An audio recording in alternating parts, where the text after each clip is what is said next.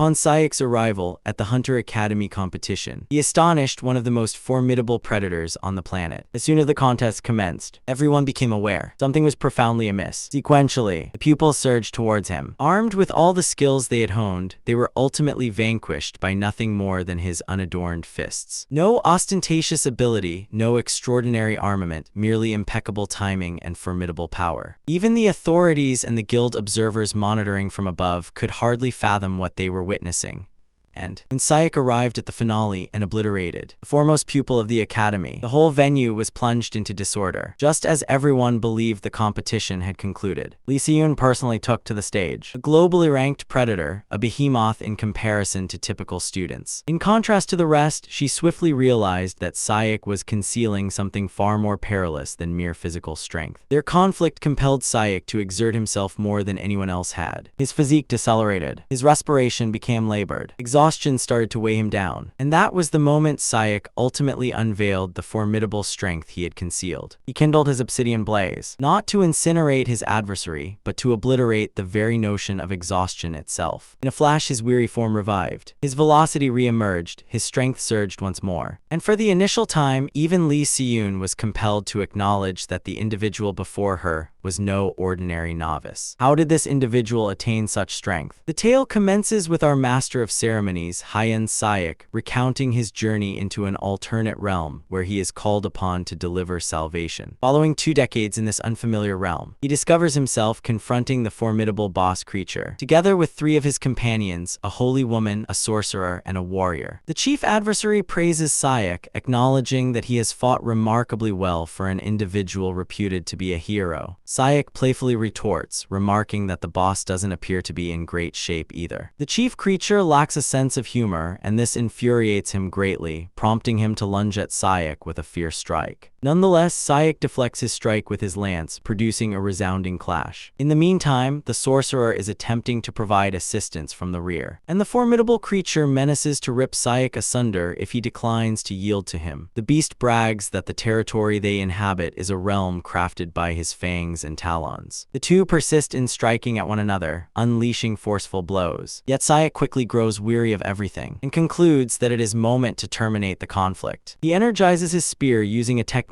known as the paradox flame and strikes the boss with his assault. This leads to a tremendous detonation, which propels the beast soaring into the far-off expanse, obliterating rocks during the procedure. The pair recommences their savage confrontation of strikes, rendering the others present appear like infants. Sayek successfully strikes the creature, yet it claims that it is inconsequential to him since the assault is too gentle. Nevertheless, Sayek promptly informs him of how significantly it can diminish his hubris. With his spear ablaze, Sayek inflicts a strike upon the creature's form, and on this occasion, the creature comprehends the extent of his predicament. He plummets to the earth as the fire consumes his flesh. The creature praises Sayek, expressing that he never anticipated encountering anyone powerful enough to fell him. And Sayek informs him that he does not originate from their refuse-filled realm. The supervisor is skeptical of this, as he presumes that Sayek is merely spouting drivel. Nevertheless, he is certain that his physical form will merge with the earth, and one day he will be revived. Abruptly, he observes that he is being obliterated, and Sayek taunts him, inquiring whether he has finally grasped the circumstances. Sayek informs him that the obsidian blaze searing him is his unique talent, which he has designated as paradox flame. He notes that, in contrast to conventional fires that ignite with oxygen, it utilizes abstract notions as its source of energy. Sayek informs the creature that he may have had the ability to revive himself innumerable times in the future, but the fire that is presently consuming him will thwart any possibility of that occurring again, as his very being is being obliterated. The formidable adversary then attempts to taunt Sayek, asserting that while he may have vanquished him, he will never be commemorated as the champion who salvaged the planet, as the individuals he considers his peers are merely biding their time for him to perish in the conflict. Sayek responds, indicating that he is already aware of this. The Saintess swiftly interjects, informing Sayek that he should not trust the statements of a creature.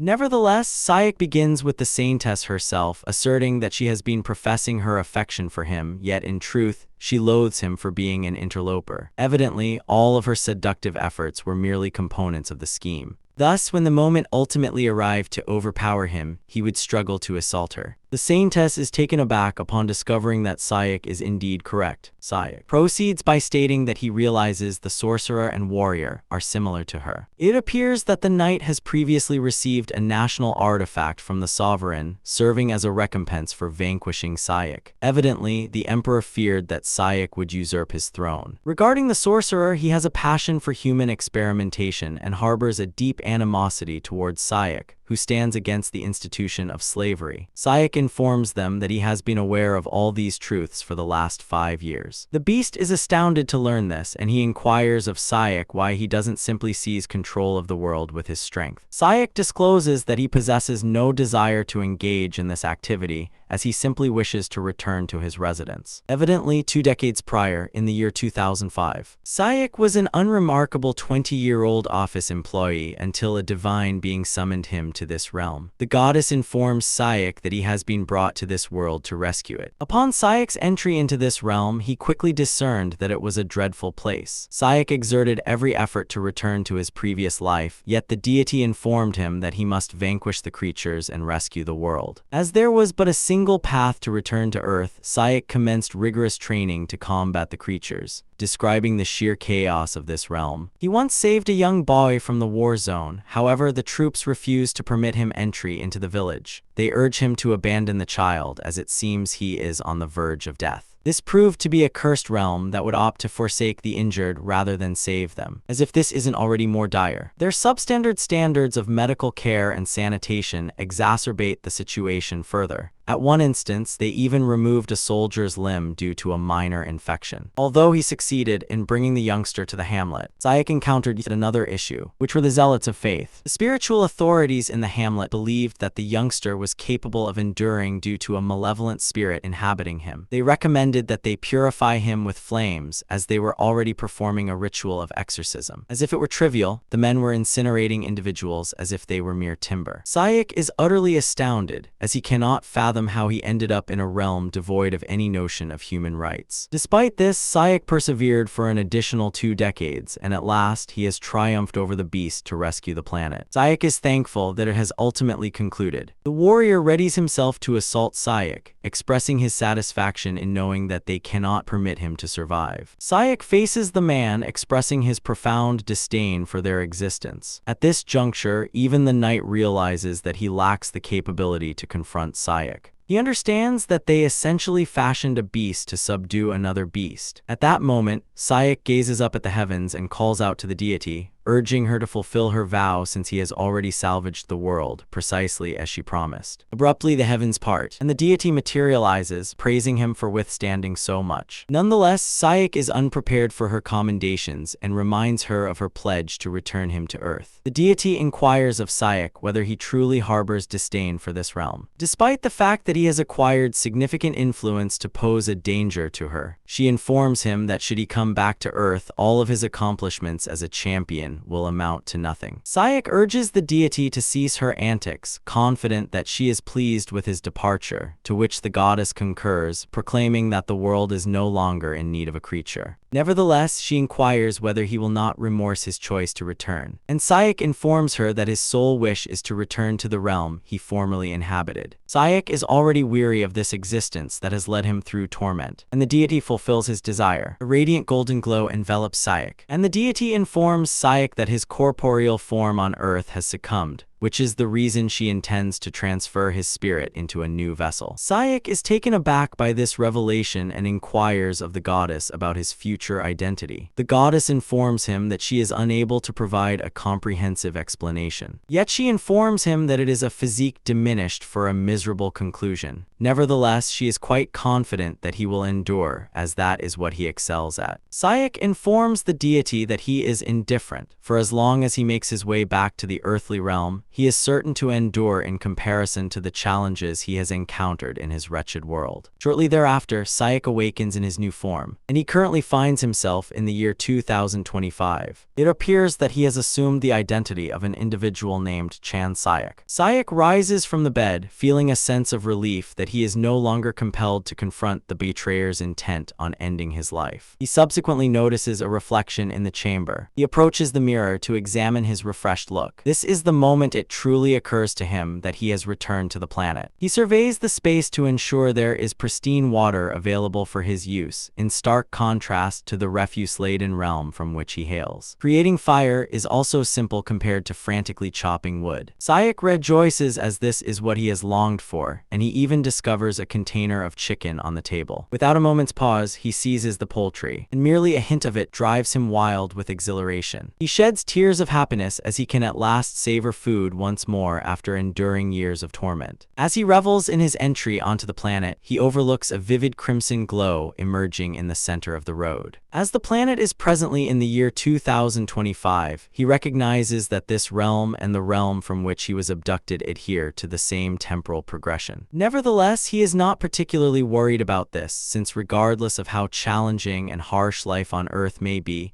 he is convinced it will never compare to the dire conditions of the other realm from which he has recently returned. Once he finishes his meal, Sayek enters the restroom to take a soothing shower and relish the advantages of technology following the air conditioning. He approaches the window to gaze at the unclouded sky, attempting to absorb all that he has overlooked in a single moment. He is contemplating his future when a grotesque creature suddenly materializes at the window, gazing intently at Sayek. Sayek yells in terror, questioning what he is witnessing. At that moment, a public proclamation reverberates throughout the vicinity, informing all inhabitants that a deterioration gap has emerged within the residential building. Sayek is entirely bewildered by the announcements being made over the public address system. The broadcaster proceeds by imploring all inhabitants to retreat to the subterranean refuge without delay. Sayek continues to be astonished until he observes that the whole window is now obscured by creatures attempting to invade the residence. Sayek jolts back to reality as the window shatters and the creatures navigate their way into the structure. Sayek dashes away, contemplating the nature of the creatures. As they pursue him, Sayek's cleverness rescues him as he vaults through a window and conceals himself on the ledge to await the creatures' departure.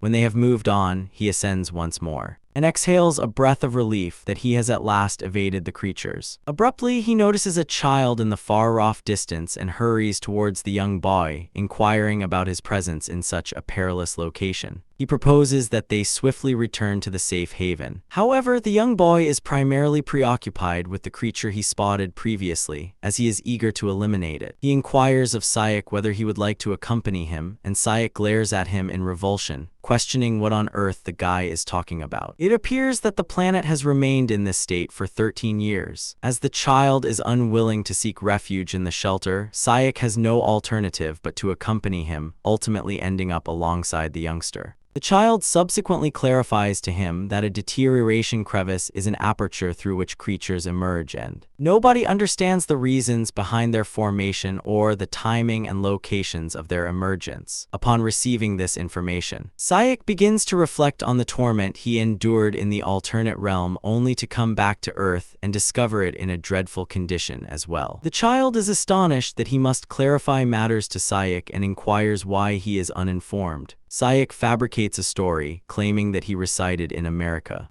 However, this merely ignites yet another dispute as individuals are unable to transition from the US to Korea. The child gazes at Sayek with a bewildered expression, completely perplexed by the topic at hand. Sayek successfully steers the conversation away from himself and inquires about the hunter the kid mentioned he admires. The child responds that her name is Lee Seon. The youth states that Seon is affiliated with the Janabi Guild and holds the 10th position on Earth. Evidently, her primary armament is a colossal sword, and she is presently in Cheruan addressing a corrosion rift. Given the manner in which the boy is divulging all he understands about Seon, Sayek can only exhale a breath of relief that he managed to divert the conversation from himself. Nevertheless, he remains perplexed by the reality that an ordinary human is battling a creature akin to those from the other realm he originated from. The fellow is still enumerating every detail Sayek ought to be aware of when Sayek abruptly places a hand over his mouth, urging him to cease his chatter. They glance around the bend to observe 5 creatures on the horizon. Nonetheless, Sayek manages to discern that there is an additional creature concealed, bringing the total to 6. Sayek is grateful that the physique he inhabits possesses a certain degree of physical prowess. Having grown accustomed to battling numerous adversaries, Sayek reflects that confronting the beasts will not pose a challenge. Nevertheless, the issue lies with the child accompanying him, and just as he pivots to glance at the man, he is already trembling. Sayek is unable to fathom that all of his resolve to eliminate creatures has vanished upon encountering one directly. He continues to feel perplexed about his next steps as he is unarmed. But abruptly, he perceives the existence of mana in the atmosphere. As soon as he verifies that it mirrors the one in the alternate realm, Sayek resolves to confront the creatures. He emerges from his concealed location and strikes one of them with the contradiction fire. Sayek is grateful that he can still possess the ability that was imprinted in his essence in the alternate realm. Although the intensity may not meet his expectations, he is confident that it is more than sufficient for his aspirations. The creature's cranium incinerates in excruciating torment. The child praises Sayek, expressing that his actions were astonishing. He promptly refers to Sayek as his mentor, asserting that he possesses an extraordinary talent, and Sayek realizes that exceptional methods are regarded as distinctive on the planet. The creature continues to smolder as the man resolves that he must verify the slaying. He hastens towards the spot where the fire remains lit, as Sayek attempts to caution him against approaching the blaze until the objective has been eliminated, just as he is on the verge of being harmed. Sayek intervenes like Superman, shielding the fire with his bare hands, sustaining injuries in the effort. Sayek encourages the child to refrain from viewing online content, as reality is evidently distinct from films. Sayek subsequently acquires the equipment that he is grasping, utilizing it to slash through the beasts charging at them. Sayek accomplishes this with such proficiency that it seems as though he wields an authentic blade, departing the young lad entirely astounded by what he is observing. He praises Sayek, inquiring whether he is a covert tracker. Conversely, Sayek is not entirely satisfied with the way his new existence has commenced, since he has essentially returned to the existence he was attempting to flee from. Shortly thereafter, they reach the refuge, and Sayek opts to label the child a rascal, rather than viewing him as a primary school student. As soon as they enter the refuge, the boy's mother catches sight of him and calls out his name, which happens to be Yoon Seong. She hurries to her son, expressing gratitude to Sayek for delivering him to the refuge unharmed, as she realizes it must have been challenging. As the lady is occupied embracing her child and everything, Sayek observes that she adorns herself with luxurious items, indicating their affluence. Sayek swiftly deduces the reason behind Siang's spoiled behavior. And abruptly, the exterior barrier is shattered by a beast. Chaos quickly erupts as individuals rush to find refuge. They are unable to fathom that the external barrier has been raised. And while everyone is fleeing, Siang summons Sayek to accompany them. Nonetheless, Sayek remains in fury due to he struggles to comprehend that all he desired was to revert to an ordinary existence, yet he finds himself inexplicably entangled in chaos. Frustration simmers within him as he questions whether his expectations are excessive. He gazes at his hand that was scorched while rescuing Siang, prior to addressing him by the moniker he assigned, which is Rascal. Sayek inquires of Siang why he is endeavoring to become a hunter when his family is evidently affluent. Sayek is aware that the guy could simply conceal himself in a cozy refuge, avoiding any conflict altogether. At that moment, Siang discloses the heartbreaking reality of how he was bereaved of his father by a creature. Evidently, a deterioration fissure emerged in the subterranean shelter where they had taken refuge. They were all convinced of their security, yet this was the precise moment when Siang comprehended the brutal reality that no place on Earth is truly secure. Siang asserts that he may not possess great strength at present, but he intends to evolve into the most formidable hunter to eliminate all the corrosion rifts. He possesses the ability to rescue the planet. Siang proclaims this with unwavering resolve, and informs Sayek that he may seem foolish to him, but Sayek interrupts, stating that he is truly destined to become an exceptional hunter. Nevertheless, he astonishes him by revealing that he will be incapable of rescuing the planet. Siang's mother is already in a state of alarm, urging her son that it is time for them to depart. Siang is reluctant, as Sayek remains positioned in front of the creature. Abruptly, they notice a radiant glow behind them, and as they pivot, they are astonished to witness that Sayek has already defeated the creature using his contradictory fire. Sayek informs Xiang that he will not be capable of rescuing the planet, as he would have accomplished it by now. With a grin on his lips, Sayek informs Xiang that rescuing the planet is a responsibility for someone who has previously accomplished it. Once everything had calmed down, Sayek had assured Xiang that he would rescue the planet. He merely withdrew to his flat to engage in video gaming and consume unhealthy snacks. Although he assured everyone with great certainty that he would rescue the world, that assurance was short-lived due to his lack of ambition, as he was surrounded by plenty of sustenance and video games for entertainment. Furthermore, Sayek believes he is redundant as there are already individuals tirelessly laboring to safeguard the planet.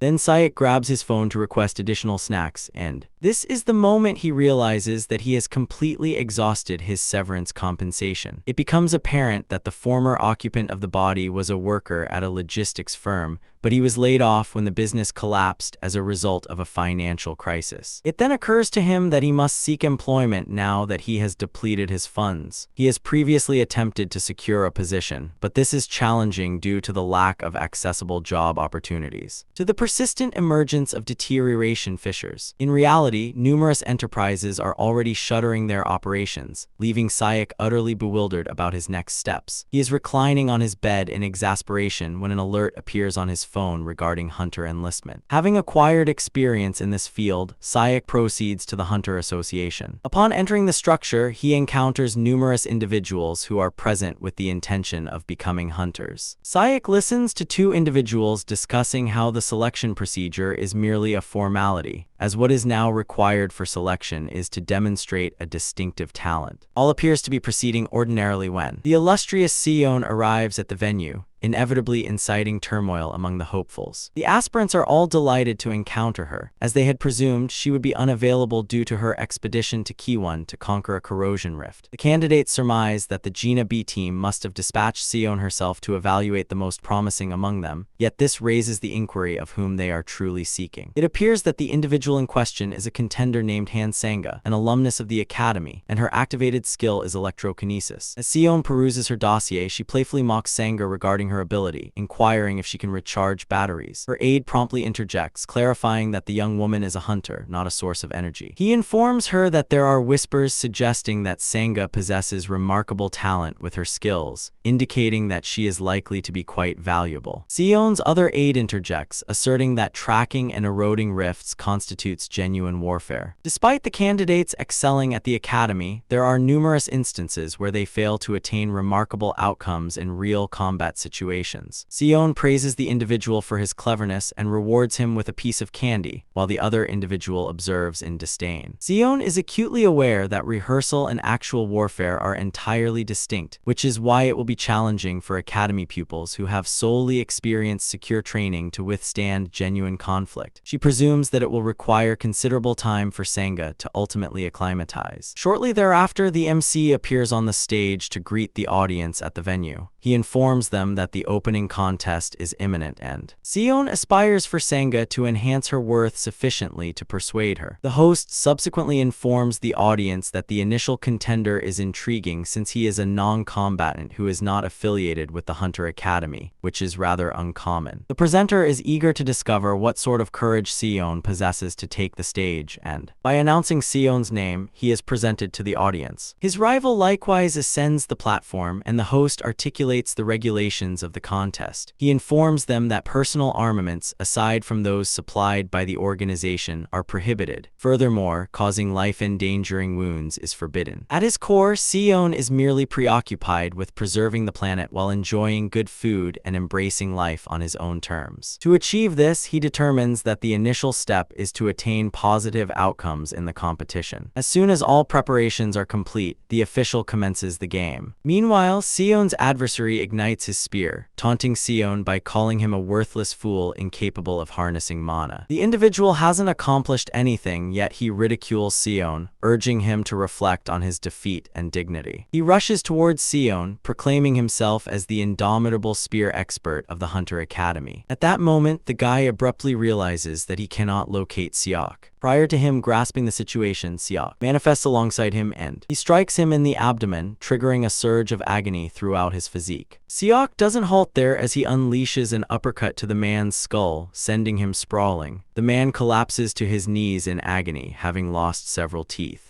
Seok is astounded that the man is already on the floor, especially since he was restraining himself to avoid causing any harm to the individual. Seok merely presumes that the individual is a novice, which is the reason for his frailty, as he is unwilling to accept that this is simply the typical level of weakness among hunters. In the meantime, Seon observed Seok's actions and she was astounded. She promptly retrieves her tablet to perform a background investigation on Seok. She discovers that he was merely an ordinary individual employed at a logistics firm and lacks any mana within his system. One of Seon's aides suggests that Seok's strike may have been a fluke, but Seon offers him a piece of worthless candy, effectively signaling him to remain silent. Seon informs them that Seok is deliberately refraining from gathering mana. Returning to the arena, Seok resolves to conclude the battle definitively, as he must demonstrate his proficiency. Seok subsequently pursues his adversary, and the guy nearly loses his composure upon noticing Seok approaching him. Seok guarantees him that it will not be a lethal injury, so there's no need for concern. Despite his assurance to take it easy on the guy, Seok ultimately knocks him out completely, securing the first victory of the day. This astonishes every official, and Seon observes that the other factions are already deliberating their next steps. Nonetheless, Seon intends to act before them to determine what Seok is truly capable of. Seon rises to depart, and when her co-workers inquire about her destination, she discloses that she needs to meet with the association president. As the contest advances, Seok persistently eliminates his rivals with considerable ease. Seok is disheartened by the sheer ineptitude of the so-called new hunters. He isn't even employing any arms against them, as he is occupied pummeling them with his unprotected hands. Seok is ultimately disheartened by the instruction provided at the Hunter Academy, as he is yet to encounter a single capable contender. Shortly thereafter, Seok advances to the finale, where he is set to compete against Sangha. All are depending on her to halt Seok's commanding streak. As soon as Sangha ascends the platform, Seok praises her, stating that she is the sole individual he has encountered who has amassed the greatest amount of mana compared to all others. Conversely, Sangha informs Seok that he has progressed significantly due to fortune,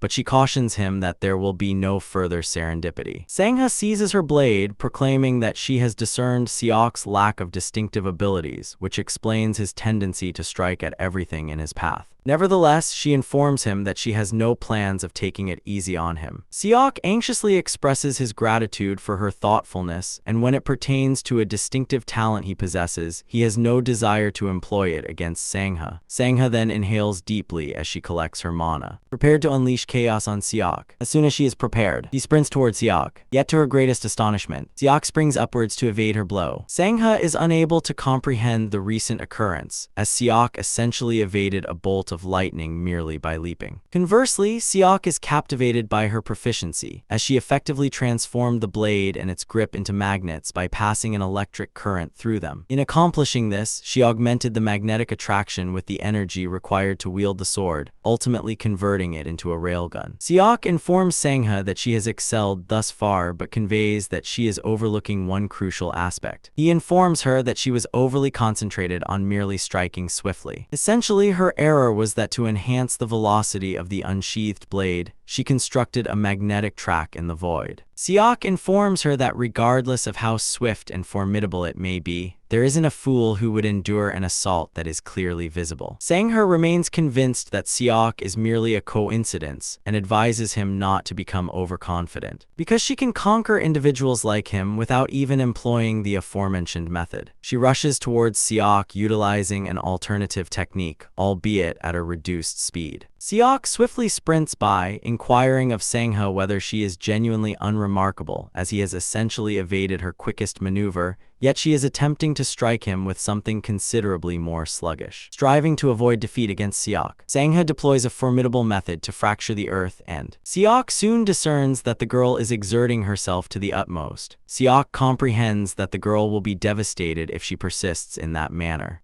Seok then resolves to conclude the skirmish, stating that they have enjoyed sufficient amusement. He playfully prods her, instructing her to lift her left hand if what he is about to inflict upon her causes pain. Before Sangha has a chance to respond, Seok reaches her and delivers a blow to her abdomen, ultimately disturbing her internal organs. As she continues to grapple with what is unfolding, Seok concludes the battle with another blow that propels her soaring into the far reaches. Sangha is eliminated, astonishing all as they had never anticipated Seok to surpass the leading scholar of the institution. Seok pivots to exit the platform, but suddenly observes that Sangha is elevating her left hand. Seok recalls the quip he made when he instructed her to lift her left hand if she felt pain, and he is taken aback that she genuinely raised her hand. Prior to Seok's departure, the official receives a crucial notification, and he promptly declares that the competition timetable has been revised. He instructs Seok to pause briefly, leaving Seok utterly perplexed as the battle ought to have concluded by now. The official subsequently declares a startling revelation, disclosing that Seok and a current contender will engage in a unique match, leaving the audience astounded. It appears that the engaged tracker has already been revealed to the spectators on the display that is exclusively accessible to them. The whole assembly erupts in excitement, and Seok deduces that the hunter must possess remarkable talent. This pursuer turns out to be none other than Seon, and Seok contemplates whether she is present to evaluate his skills. Seon strides onto the platform wielding her colossal sword, informing Seok that she must engage him in combat as there is no alternative to validate his prowess. She presents herself to the guild she is employed by, while proposing that Seok has a suitable counterpart in her. She informs Seok that he is at liberty to decline the arrangement as it is too abrupt. Upon closer inspection, Seok can discern the reasons behind Seon's placement in the 10th position in the universe due to her poise and presence being truly remarkable. Despite understanding that he will face significant challenges managing Seon in his present form, Seok is unbothered and he gladly embraces the challenge. Seok proposes that they commence the match at once, astonishing the referee. Seok assertively discloses that he has not exhausted the majority of his energy, indicating that he is in quite good shape. As he aims to achieve the optimal outcome in the competition, Seok determines that confronting Seon would assist him in this endeavor. Seok subsequently seizes his spear, aiming to determine if he can enhance his worth. Half an hour into the confrontation, Seok remains upright yet he is already grappling with Seon's formidable strength. Seok is reluctant to accept that he is contending with a woman possessing such immense physical prowess. Nevertheless, he manages to drive Seon backward and he even acknowledges that his pace has diminished when, in contrast to the initial phases of the battle, Seok perceives opportunities while contending with Seon, yet his physique lacks the nimbleness required to capitalize on these chances. He is already perspiring and appears significantly fatigued after merely 30 minutes of facing Seon. Seon then playfully jests with him, expressing her anticipation for a solid warm-up for the first time in ages, yet she finds it hard to believe that Seok is already fatigued. Despite this, she remains impressed that Seok managed to endure for as long as he did, as she had anticipated he would give up within the initial 5 minutes. Seon subsequently rushes towards Seok, aiming to conclude the contest. As Seon rushes toward him, Seok begins to ponder intensely on how to respond. He becomes aware that he possesses no accumulated mana, and the mana present in the atmosphere is limited. Although he was hesitant to utilize his exceptional ability, he understands that he no longer has an option, and just as Seon is on the verge of approaching him, he initiates Paradox Flame. As a result, he manages to evade Seon's strike just in the nick of time. Seon is astonished because she is quite certain that she swung with such strength and precision that it ought to have been unfeasible for Seok to evade, yet he succeeded. She also observes a dark fire flickering upon his form, arousing her curiosity. Seok grins as he has just harnessed the energy he relies on most before descending back to the planet. Essentially, Paradox Flame does not incinerate substances in the same manner as conventional flames do,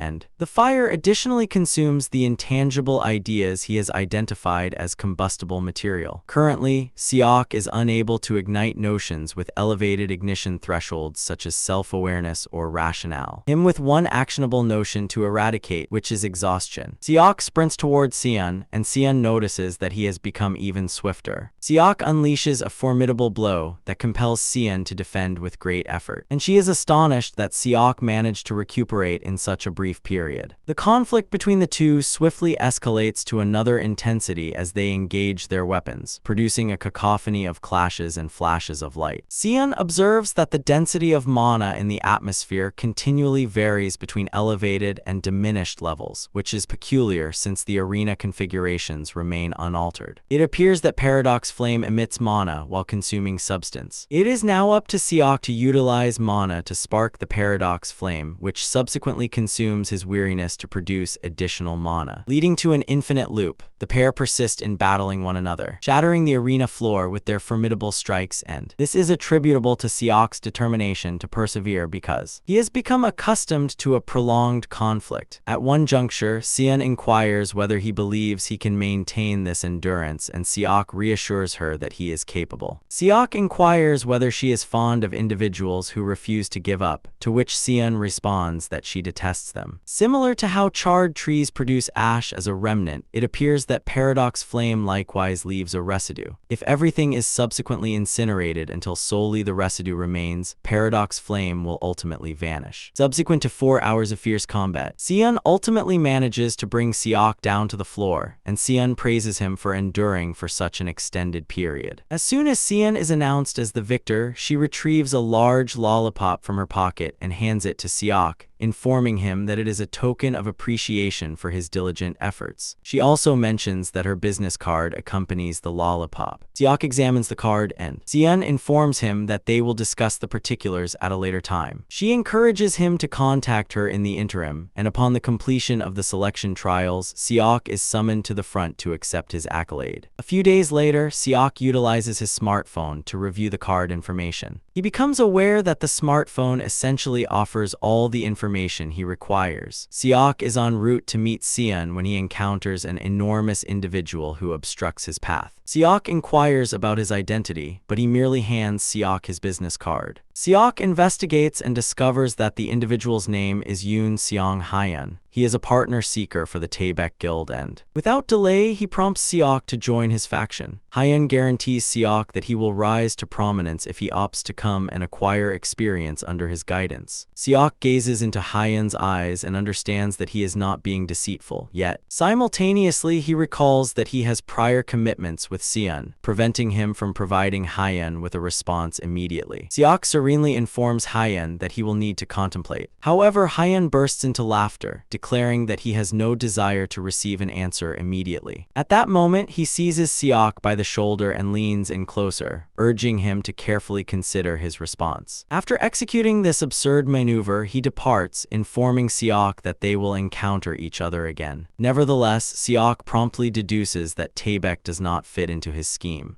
Seok then places a call to Seon, inquiring about the location where he should rendezvous with her. Seon instructs him to visit a location referred to as the hut, situated on the upper level of the Hunter Association structure. Shortly thereafter, Seok reaches the cabin that seems to be a coffee house. Upon arrival, Seon beckons him to her table. Noticing Seok's response, the woman inquires if anything is amiss. Seok discloses that a formidable individual known as Hyun attempted to enlist him. Seon is astonished that Hyun expressed interest in Seok, and she informs him that the other guilds would not dare to extend another proposal. Seok inquires of Seon whether this is relevant to Janabi as well. Seon subsequently discloses an astonishing truth, informing Seok that she has no desire to enlist him, prompting Seok to inquire why she wishes to encounter him. Seon informs Seok that she prefers him to operate as an independent contractor without any association to a guild. Seon informs Seok that Hyun would probably have extended a junior role to him. Seok is perplexed by this and inquires of Seon what she signifies by a junior role and a partner seeker. As Seok does not hail from the Hunter Academy, Seon clarifies that the classifications for hunters affiliated with a guild are typically categorized organized into 3 tiers. These consist of novices, veterans, and associates. Underclassmen and upperclassmen are part of teams guided by partner hunters. Thus, they are fundamentally personnel receiving a salary or compensation. Nevertheless, partner hunters possess stakes in the guild rather than receiving a wage, and they partake in the net earnings generated by the guild. In straightforward language, they could be regarded as entrepreneurs. Evidently, the individual who initially founded the guilds utilized legal practices as a blueprint. It appears that one does not have to be affiliated with a guild or progress through the junior and senior levels to become a partner hunter. Siak ultimately comprehends all that Sion is conveying. Essentially, if he gains notoriety and attains remarkable accomplishments, the prominent guilds will inevitably pursue him. Sion affirms this and she cheerfully hands Siak a sweet, leaving the guy puzzled as to why her eccentric self is offering him a treat. Siak subsequently cautions Sion that he lacks any affiliations or resources, making it challenging for him to secure legitimate requests. Sion informs Siak that she intends to assist him with this matter at no cost. Siak is taken aback, yet concurrently comprehends why Sion would go to such extremes to assist him. Sion conveys to Siak that she merely wishes for him to recall in the future that there existed a guild named Janabi that supported him during his obscurity. In essence, Sion is aiding Siak so that he may feel indebted to her. Sion subsequently hands Siak an envelope, informing him that it is his prerogative to undertake the mission contained within or to decline it. Siak inquires about its nature, and she discloses that it is an appeal from Inchin City. Supposedly, there exists a location known as Jayadongo Island, where a deterioration zone emerged 2 years prior following an unsuccessful endeavor to eradicate a corrosion fissure. Siak inquires whether it is his duty to eliminate the fissure, but Sion informs him that his responsibility is to oversee the island, and if any further deterioration rifts emerge, he is to manage them. The operation is set to commence in a month's duration, and Siak will receive a payment of 5 million in advance, along with a further 15 million contingent upon the mission's success. Siak informs Sion that the compensation is unappealing, given that the position is considerably hazardous. Sion advises Siak to enhance his strength and achieve notoriety, thereby attracting greater financial offers for his expertise.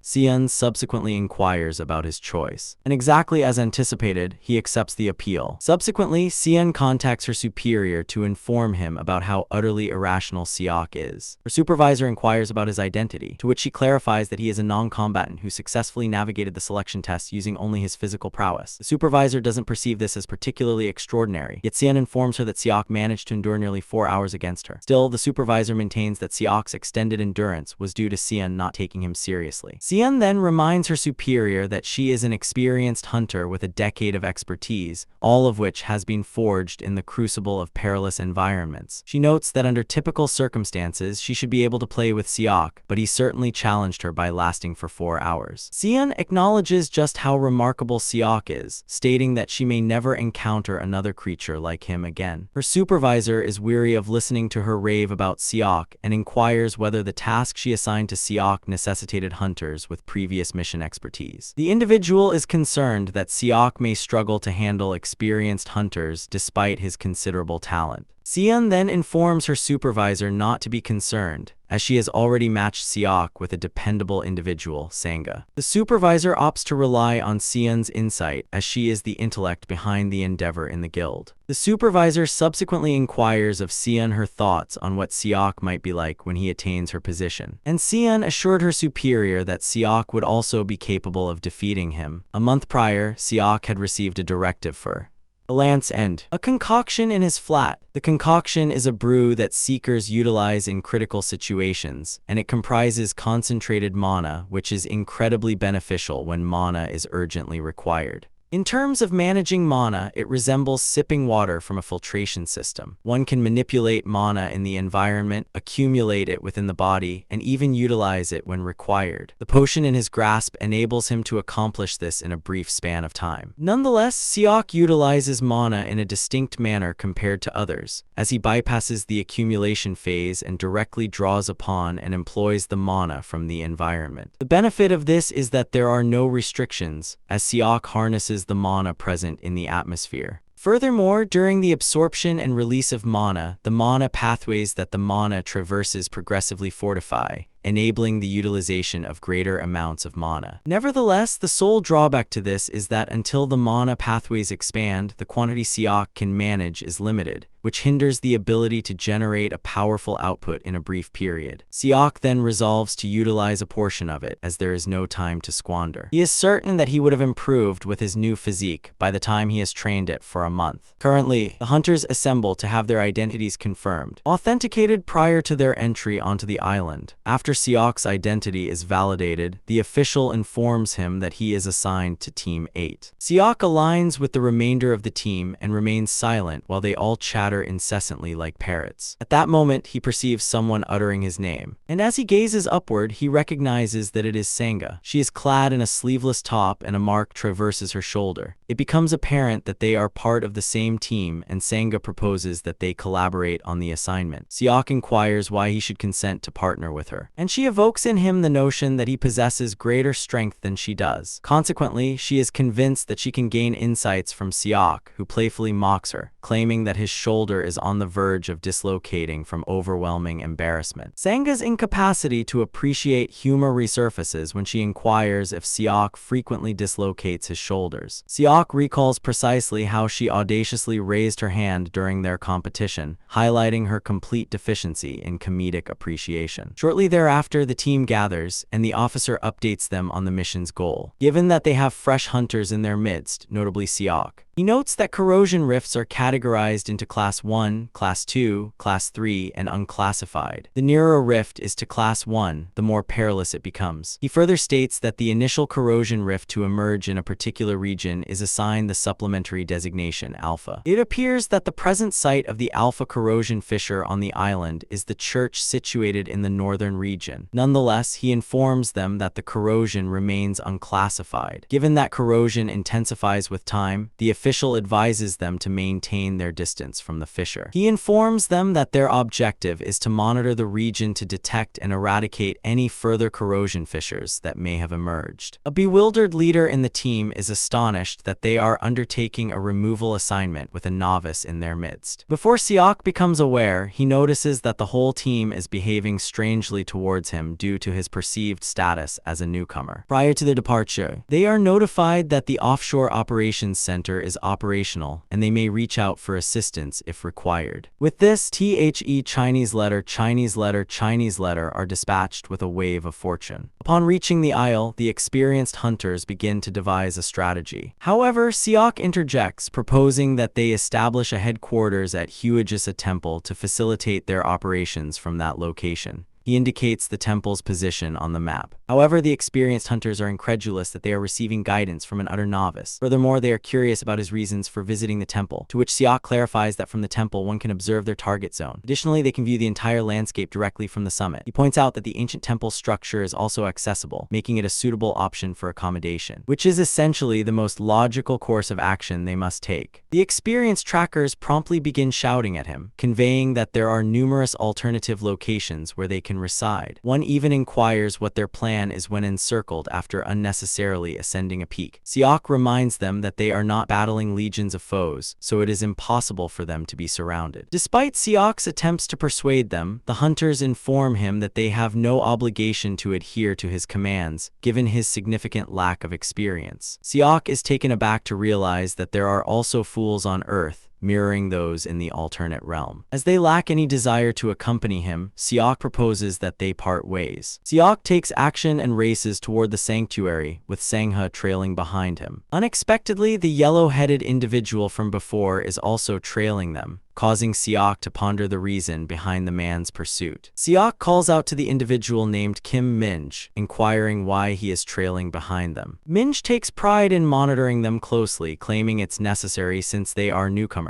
Siak expresses gratitude to Minj for his thoughtfulness, as he is astonished that there's at least one commendable individual in the team. Abruptly, Siak comes to an entire stop, instructing the other two to cease as well. He asks them to hush and encourages Minj to glance behind the the concealment. Much to his astonishment, there are creatures lurking in the path. He promptly proposes that they choose an alternate route since there are no fewer than 50 creatures ahead of them. Seok then inquires about Minj's distinctive ability. This query perplexes Minj as he is reluctant to accept that Seok intends to confront the monsters. Seok inquires whether it is not customary for a hunter to confront a beast, repeating the question and probing him about his distinctive ability. Minj responds that it is impressive, and he inquires which ability he feels most assured about, to which Minj discloses that it is the fireball. Seok is delighted to learn this and informs Minj that he will launch an assault on the creatures at his cue. Minj expresses his opposition to this, arguing that the entire situation is foolhardy since there are only 3 of them facing off against 50. He further asserts that it is their inaugural assignment and the prudent course of action is to communicate with the other hunters while they still have the opportunity. Seok discreetly responds that the hunters will not make it on schedule, since in contrast to them who left straight from Hojisa Temple, the remaining hunters are presently exploring the shoreline. Seok states that it is imprudent to summon the other hunters, as there is no assurance that those who receive the broadcast will actually arrive. Furthermore, the creatures could pose a danger to the remaining hunters if they disperse during the wait. Deep inside, Minj realizes that Seok is correct, as the other hunters may not arrive promptly due to a prior altercation that day. Seok, despite the seemingly unfavorable circumstances, advises them that their best course of action is to execute a stealthy ambush. As time is slipping away, Seok begins to sketch the strategy in the sand. He informs Minj that he will initiate the assault on the center with a fireball while he defends the flanks. From the strategy Seok is devising, Minj is utterly astonished as he cannot fathom how Seok is foreseeing every eventuality as though he is already accustomed to situations of this nature. After Seok concludes his explanation, Minj springs into motion and he strikes the creatures with a fireball. This results in a massive detonation engulfing the monsters that are impacted. Minj withdraws, indicating that it will require some time before he can unleash another fireball. Seok advances to maintain the offensive and instructs Minj to launch another fireball as soon as it is prepared. Minj recognizes the directive. Seok confronts the adversaries impervious to the flames, slicing through them effortlessly. Being someone who values efficiency in any task, he has consistently held the belief in delegating responsibilities. He intends to confront the creatures until the subsequent fireball is prepared, but he is well aware that he cannot fend off all of them alone. This fundamentally underscores the necessity for them to allocate responsibilities. Any creature that evades Seok's blow is subdued by Sanga, who is positioned in the rear. Shortly thereafter, Minj informs Seok that he is prepared to cast another fireball, and Seok promptly moves aside, affording Minj the opportunity to deliver another crushing strike against the foes. Before long, they have eliminated the adversary's end. Seok continues to praise them for a task accomplished successfully, when Minj brandishes a firearm, astonishing Seok. Prior to the possibility of a cardiac event, Minj implores them to move aside, and Seok exhales in relief, as he had already feared that Minj was on the verge of targeting him. Seok subsequently embeds a microchip into a lifeless creature, disclosing that upon the completion of the operation and the area being secured, the scrap merchant he has an agreement with will arrive to retrieve the carcasses. Seok is completely unaware of what the man refers to as a junk dealer, and Minj discloses that it is challenging for them to retrieve the byproducts from the bodies themselves due to their considerable weight. Labeling them with microchips grants the scrap merchants the privilege to approach once the operation concludes to retrieve anything of worth. Once they have gathered all items, evaluate them, market them, and subsequently divide the earnings. The scrap merchants receive their commission according to the agreement, while the remainder is returned to the individual who inserted the chip. Seok inquires of Minj whether he can rely on the scrap merchants, to which he responds that this underscores the necessity of locating a reputable junk dealer to establish a contract with. Minj subsequently praises Seok, expressing admiration for his remarkable abilities, as he had never anticipated that the 3 of them could confront the 50 creatures. Abruptly, Seok's heightened instincts alert him that something is amiss. Without a moment's pause, he seizes Minj and plunges ahead to evade an unexpected assault from a colossal creature that has been pursuing them. Fortunately, Minj emerges unscathed, unscathed, departing, causing him to inquire what had just assaulted them. Seok examines the creature more intently and observes that it appears to be a type of intermediate-level antagonist. Seok is astonished by the emergence of the creature, departing him to ponder whether the creature is the leader of the other beings they have merely vanquished. Seok can also perceive that it is no trivial matter, as the quantity of mana it is emitting is on an entirely different scale compared to the foes they recently battled. Without a moment's pause, he instructs the pair to keep their distance while he confronts the creature. Minj and Sanga are convinced that they ought to assist by employing a pincer maneuver, but Seok yells at them to retreat or they might end up returning home in a coffin. The gravity in Seok's tone instantly prompts the two to step back. Beneath the surface, Seok has already assessed the circumstances, realizing that it would be more advantageous for him to confront the creature on his own. With no one obstructing his path, he deduces that he can simply employ paradox to tackle the beast. As soon as Seok is prepared, he provokes the creature, challenging it to confront him. Shortly thereafter, Minj inquires of Sanga whether they will not assist Seok, as he appears to be in distress. Sanga informs him that this is unnecessary, as it may give the impression that Seok is facing difficulties. Yet he hasn't been struck a single time since the bout commenced. Moreover, the assaults that Seok is evading effortlessly are challenges she would have found difficult to overcome. Seok is essentially evading while striking simultaneously. Sanga also observes that whenever Seok's spear strikes, a dark flame emerges each time, prompting Sanga to ponder its significance. The greater the flame emission, the slower the creature becomes. Initially, it seemed that Seok was battling, but it ultimately reveals that he is essentially playing with the creature.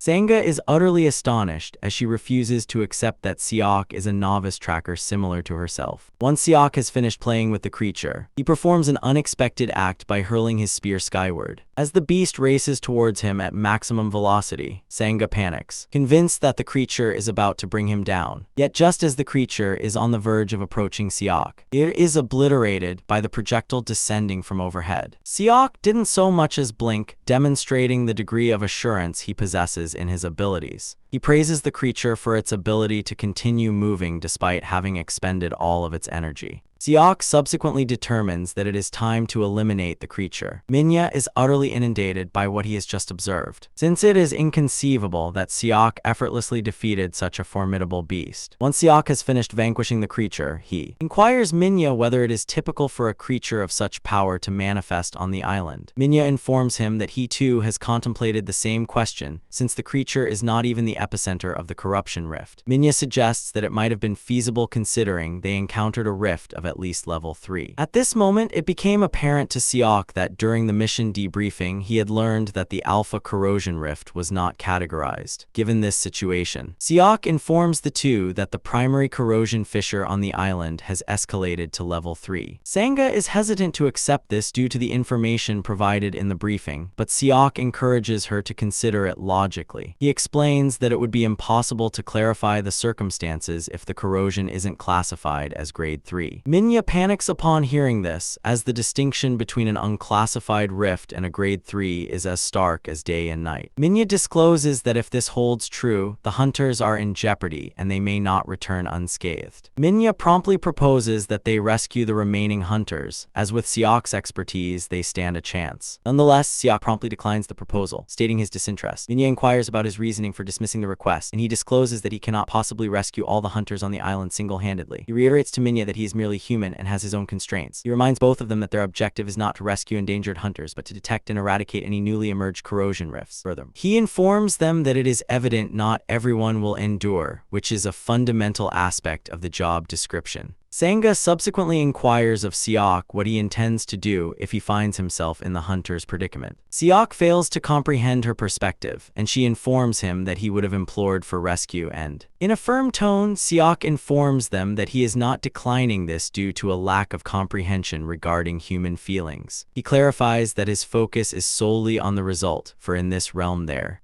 are fatalities that are inevitable. He informs them that when confronted with fatalities of this nature, it is typical for an individual to simply perish. Seok advises them to refrain from acting on feelings, as such a mindset will not enable them to endure in a harsh reality. Subsequently that evening, they arrive at the sanctuary and, after exploring the temple, Seok informs the two that the structure is secure. Minya subsequently remarks that it is beneficial for them to observe the positions of the other hunters owing to their illumination. Nevertheless, Seok is not fully in favor of this, as utilizing lights serves as a blatant beckoning for the adversary. He understands that the creatures will manage typical beasts, yet he fears that a more formidable monster, akin to the previous one, may emerge once more. Seok then resolves to issue a cautionary notice to the hunters, indicating that there is a chance the rift has escalated to a grade 3. He insists they avoid utilizing lights carelessly, as it could jeopardize their safety. Seok subsequently inquires with Minya whether the other creatures will cease to exist if the heart of the rift is obliterated, to which Minya affirms. He informs Seok that, in the absence of the energy emanating from the rift, the tainted region will dissipate. As soon as Seok perceives this, he determines that his objective is straightforward: to eliminate the corrosion rift. Subsequently that evening, as soon as the pair has fallen asleep, Seok gets ready to venture outside. Prior to his departure, he sets down a warning apparatus that will activate if a creature draws near and Seok is convinced that he ought to be able to leave and return without any concerns regarding them. While navigating the woodland, Seok feels relieved that he verified the position of the Alpha Corrosion Rift during the debriefing. Seok is confident that matters will unfold smoothly, yet he ultimately curses it as he encounters yet another formidable boss creature that appears even more terrifying than the one he battled previously. Previously in the Hunter Association's command center, there was a state of panic as they had lost contact with several hunters from Team 5, and it is feared that they are deceased. As if this weren't sufficient, there are accounts indicating that the creatures are advancing in a coordinated manner, and there is already a verified fatality in Team 3. The team leader shouts in exasperation, questioning what the issue is, as the combatants are meant to be examining an unidentified corrosion rift. In a state of alarm, the team leader proclaims a crisis, informing the superiors that reinforcements will be essential. He insists that they initiate the emergency communication system and issue an immediate appeal for assistance to all hunters in the area. They are engaged in this endeavor when he receives word that an individual is nearing the Alpha Corrosion Rift. The team leader panics upon hearing this and instructs his subordinates to reach out to the person and urge them to cease. One of the officials receives the update that the pursuer approaching the Alpha Corrosion is Seok from Team 8. The team supervisor instructs them to link to Seok's terminal to promptly verify that he is still alive. The team leader is astonished that Seok is the first to grasp the circumstances, as a rift enhancement is an extraordinary occurrence. He deduces that since Seok is the sole individual approaching the Alpha Corrosion, it essentially indicates that he possesses the only solution. When they eventually reach out to Seok, he is already confronting the fearsome creature he encountered. Seok shouts at those in the control room, expressing disbelief at their insanity for not diligently conducting an inquiry to verify whether the rift is genuinely an unidentified corrosion. Seok ensures to label them with various epithets, prompting the authorities to contemplate silencing him. As he flees from the creature, Seok realizes that his paradox flame lacks the necessary power to vanquish the monster. This signifies that he must diminish the creature's vitality using Paradox Flame and subsequently eliminate it with his spear. Nevertheless, Seok is encountering an issue as he has already extracted an excessive amount of mana from the island while confronting the mid-tier adversary from before. This has rendered his Paradox Flame somewhat feeble, and since he is unable to depart from the island, Seok resolves to seek a location where he can harness more mana. Following several minutes of darting about, he ultimately discovers what he has been seeking, which is the Alpha Rift. Without a moment's pause, Seok plunges into the chasm while mocking the creature, urging it to continue. Up as there is something he must verify, return. In the Situation Room, they are astounded when Seok's GPS signal abruptly disappears, and they discover that he has ventured into the Alpha Corrosion Abyss. Upon entering the chasm, Seok conveys his astonishment at the remarkable cleanliness of the fissure. Moreover, it is considerably large, and Siak ponders the extent of the Grade 1 and Grade 2 rifts, wondering how vast they will be if the unclassified one is this immense. At that moment, the formidable adversary arrives, and Siak realizes that it is time to conclude their confrontation. Siak has consistently encountered a single predicament with Paradox Flame, and this is the reality that it extends to all sentient creatures except for him. The flame has the ability to eliminate a companion, and at times, it escalates to a point where he can no longer manage it. This is the sole drawback that the ability possesses. However, if he is battling solo, it is not particularly a drawback since he has the freedom to combat in any manner he chooses. Siak brandishes his armament at the beast, releasing a massive surge of fire upon it, simultaneously assimilating mana throughout every part of his physique. This expands his network of channels, enhancing his strength even further. And an intense inhalation of this reveals to Siak what he has been lacking until now. Merely. Subsequently, the creature howls, and Siak swiftly discerns its intentions. Before long, additional creatures arrive at the location, and Siak isn't taken aback since he realizes the beast had summoned reinforcements with its irritating roar. Nevertheless, Siak informs the formidable adversary that a numerical contest is futile. Siak conjures a shield of fire encircling himself, vanquishing the creatures, while informing them that he is already more powerful than he was previously, even though he does not possess the same strength as he did in the alternate realm. As per Minya, the nucleus of the rift will house the mightiest creature within it. Abruptly, Siak is ambushed from the rear by a creature capable of speech. However, he successfully evades the strike. As he glances back, he encounters a hideous creature gazing at him. Siak is taken aback by the creature's intelligence, as it possesses the ability to speak and patiently holds off its revelation until his paradox flame extinguishes. Upon a more thorough inspection, he discerns that the entity before him is the essence of the rift. With his present level of strength, Siak is confident that a 4-hit combination is achievable for him, and without any reluctance, he takes action. He hurls his javelin at the creature, but it deflects it with its own weapon. Nevertheless, the pressure exerted by the spear continues to push down on the sword, and Siak triggers an ability known as Dual Orbit Spear. Abruptly, the lance emits a tremendous energy surge that shatters the creature's spear before penetrating its form,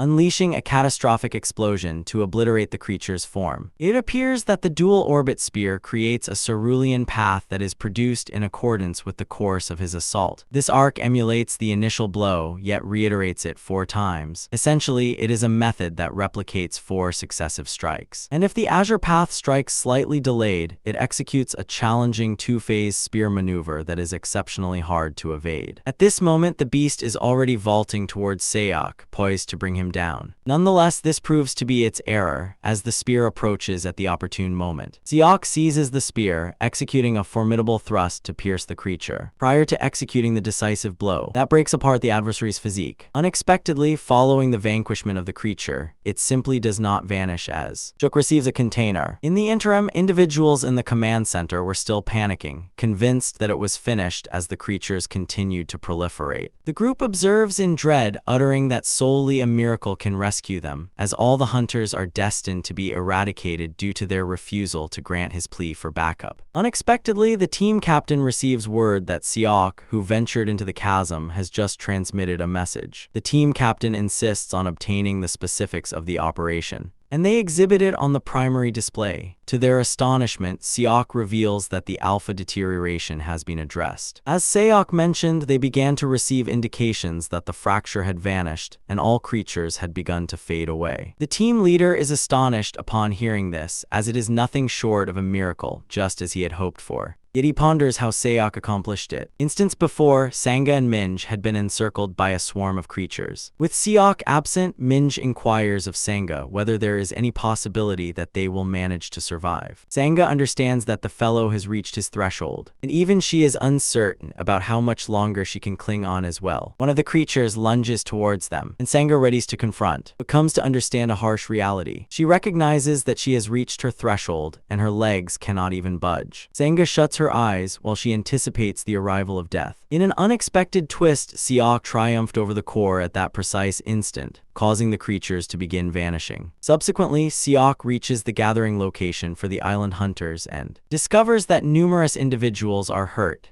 he concludes that the corrosive beings unleashed chaos during his absence. The remaining hunters who had previously been unwilling to collaborate with Seok have now received the information that he single-handedly closed the rift. They are all astonished and, in astonishment, as a grade 3 rift is not an undertaking that a novice can simply confront. Seok soon locates his companions and Minj conveys his astonishment that Seok tackled the chasm entirely on his own. Seok subsequently informs Minj that his heart desired to act appropriately. Seok had previously resolved to embrace the role of the hero since circumstances had already unfolded favorably. They are still deliberating on this when a representative arrives, informing Seok that he is Bayon Jongti and that he hails from the Korea Operating Corporation. It seems he serves as the third branch manager for the northern Incheon region. Bayon informs Seok that the mayor wishes to meet with him. Shortly afterward, Seok reaches the mayor's office amidst torrential downpour. Yet Seok is unconcerned as he seeks to re-establish the terms of his compensation. Upon reaching the structure, he is greeted by Lee Piljai, the communications and liaison representative. As they proceed towards the mayor's office, Piljai informs Seok that the mayor has been eagerly anticipating the meeting, disclosing that he was taken aback upon receiving the report from the island. It appears that the mayor annulled all of his appointments following the receipt of the report, and Seok jestingly chides him, remarking that he ought to have refrained from doing so since he accomplished nothing noteworthy. Piljai advises Seok against making that statement, as a novice hunter single-handedly obliterating a grade 3 corrosion rift hasn't occurred since the era of the very first hunter. Seok is astonished that someone had accomplished this previously, and is convinced that the individual must be the genuine article. Shortly thereafter, they reach the mayor's office. The mayor Park Jin greets Seok, while concurrently expressing remorse for confronting him in such dreadful conditions. Jin subsequently instructs Seok to take a seat while requesting Piljai to fetch them coffee. When they find themselves alone, Jin praises him, expressing that he has rendered an exceptional service to the nation. He concedes that the isle was quite a hassle to manage due to their restricted budget, making it challenging to engage a costly guild.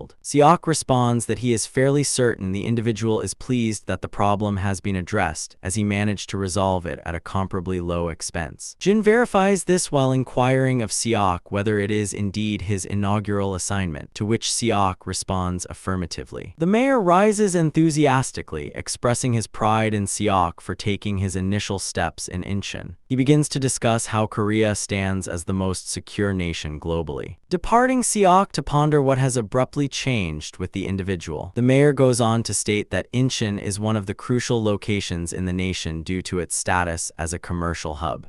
Furthermore, the initiative for the free economic zone is drawing the attention of international investors. In reality, the influx has been so considerable that selecting a single candidate has proven challenging. The mayor informs Seok that substantial financial resources are flowing into Incheon's global urban areas. The mayor subsequently informs Seok that he will extend all the support possible to facilitate Seok's endeavors as a hunter. As they journey to the mayor's office, Bayon inquired of Seok about his motivation for pursuing the path of a hunter. Seok draws a comparison, stating that someone must consistently be present to unclog the obstructed toilet. Upon listening to this, Bayon expresses to Seok that he is quite certain he will attain fame and immense popularity. He is also aware that businesses will begin to implore him to film advertisements for them, and he could even be approached for renowned television programs. Seok understands that Bayon is concerned about the possibility of his transformation due to notoriety, and Bayon acknowledges this apprehension. He states that numerous instances exist of talented hunters who become enamored with acclaim and recognition, leading them to neglect their responsibilities. He claims this is not surprising as it is inherent. He further states that the sole secure location is Korea, referred to as the final haven remaining on the planet. Bayon informs him that his achievements are remarkable, signifying that numerous individuals will be observing him with keen interest. Bayon expresses to Seok his desire to remain a beacon of optimism. Now that Seok is in the mayor's office, Seok understands that the mayor is essentially presenting everything directly without even considering the nuances. Nevertheless, he is aware that the mayor will shortly discover that he is not an individual who can be easily influenced by such matters. Seok has endured for a considerable time, experiencing numerous trials, rendering all of these insignificant to him. Siak subsequently inquires with the mayor if there is anything he desires from him, as there is no possibility he will endorse him without compensation. Siak takes the initiative, informing the mayor that he is quite convinced he is striving to enhance his approval ratings for the upcoming re-election. The mayor is astonished by Siak's extensive knowledge, and Siak points out that one can discover everything on their mobile device. The mayor is astonished by the extent of Siak's knowledge, and he inquires whether he hadn't actually required authorization from the municipal office. It appears that the mayor is indeed correct, as he requires the mayor's consent to engage in missions due to his novice status. Siak comes to the realization that if the mayor presents it effectively, he could assert that Siak was a gifted individual he uncovered in Incheon. The mayor subsequently informs Siak that he has consistently nurtured connections with numerous international and local enterprises. He gently strikes the coffee package on the table, stating that the actress featured in the advertisement for the coffee brand would soon see her contract expire. He suspects that they are intended to substitute her image with Siak's likeness. He is on the verge of persisting with his nonsense when Siak accidentally lets the coffee cup slip, inquiring with the mayor if he considers him to be of little worth. The mayor is perplexed by this, and Siak notes that given the current state of affairs globally, it seems the world requires an individual capable of transforming the dismal ambience. He informs the mayor that if he persists in his role as a tracker, it signifies that he can effortlessly obtain all that the mayor has pledged to him. Siak stands to depart while the mayor attempts to persuade him, claiming he can offer him secure and lucrative contracts. Siak departs, declaring that his proposals are worthless, and he can transfer them to his coffee blend prototype. In the meantime, an unusual individual is observed obtaining a briefing regarding the unsuccessful outcome of their experiment on the island, attributed to Siak's interference. They can obtain a segment from his selection trial game, and the peculiar individual becomes intrigued by the dark aura enveloping his figure. Since the inception of the evaluations, it appears that the commencement of each month is consistently when the rankings are refreshed, and the entire country is perpetually anticipating this. As per usual, everyone is eagerly anticipating to discover who will emerge as the top hunter. Although there are not numerous alterations in the standings, it serves as a source of amusement for the audience. Sion is likewise intrigued by the standings, as she wishes to ascertain whether Siak will be included. Ultimately, it proves to be remarkably distinct. Occupying the 10th position is Seiyin. 5th position is awarded to Kim Chaeyeon. Cha Yo-ryum secured the 3rd position, while Young Tae Siak occupied the 2nd position. And regarding the top position, it appears to be none other than Siak. This eventually secured him a prominent press briefing where he is anticipated to respond to inquiries. The spotlight is on Siak as he is a newcomer, and he successfully navigated a grade 3 rift. Siak is beset with inquiries regarding how he managed to bridge the chasm, and following a barrage of questions, Siak ultimately inquires about one final question. The journalist inquires about his determination, and he guarantees them that he will exert his utmost effort. Subsequently, Siak is summoned by the association's leader, Moon, for an excursion.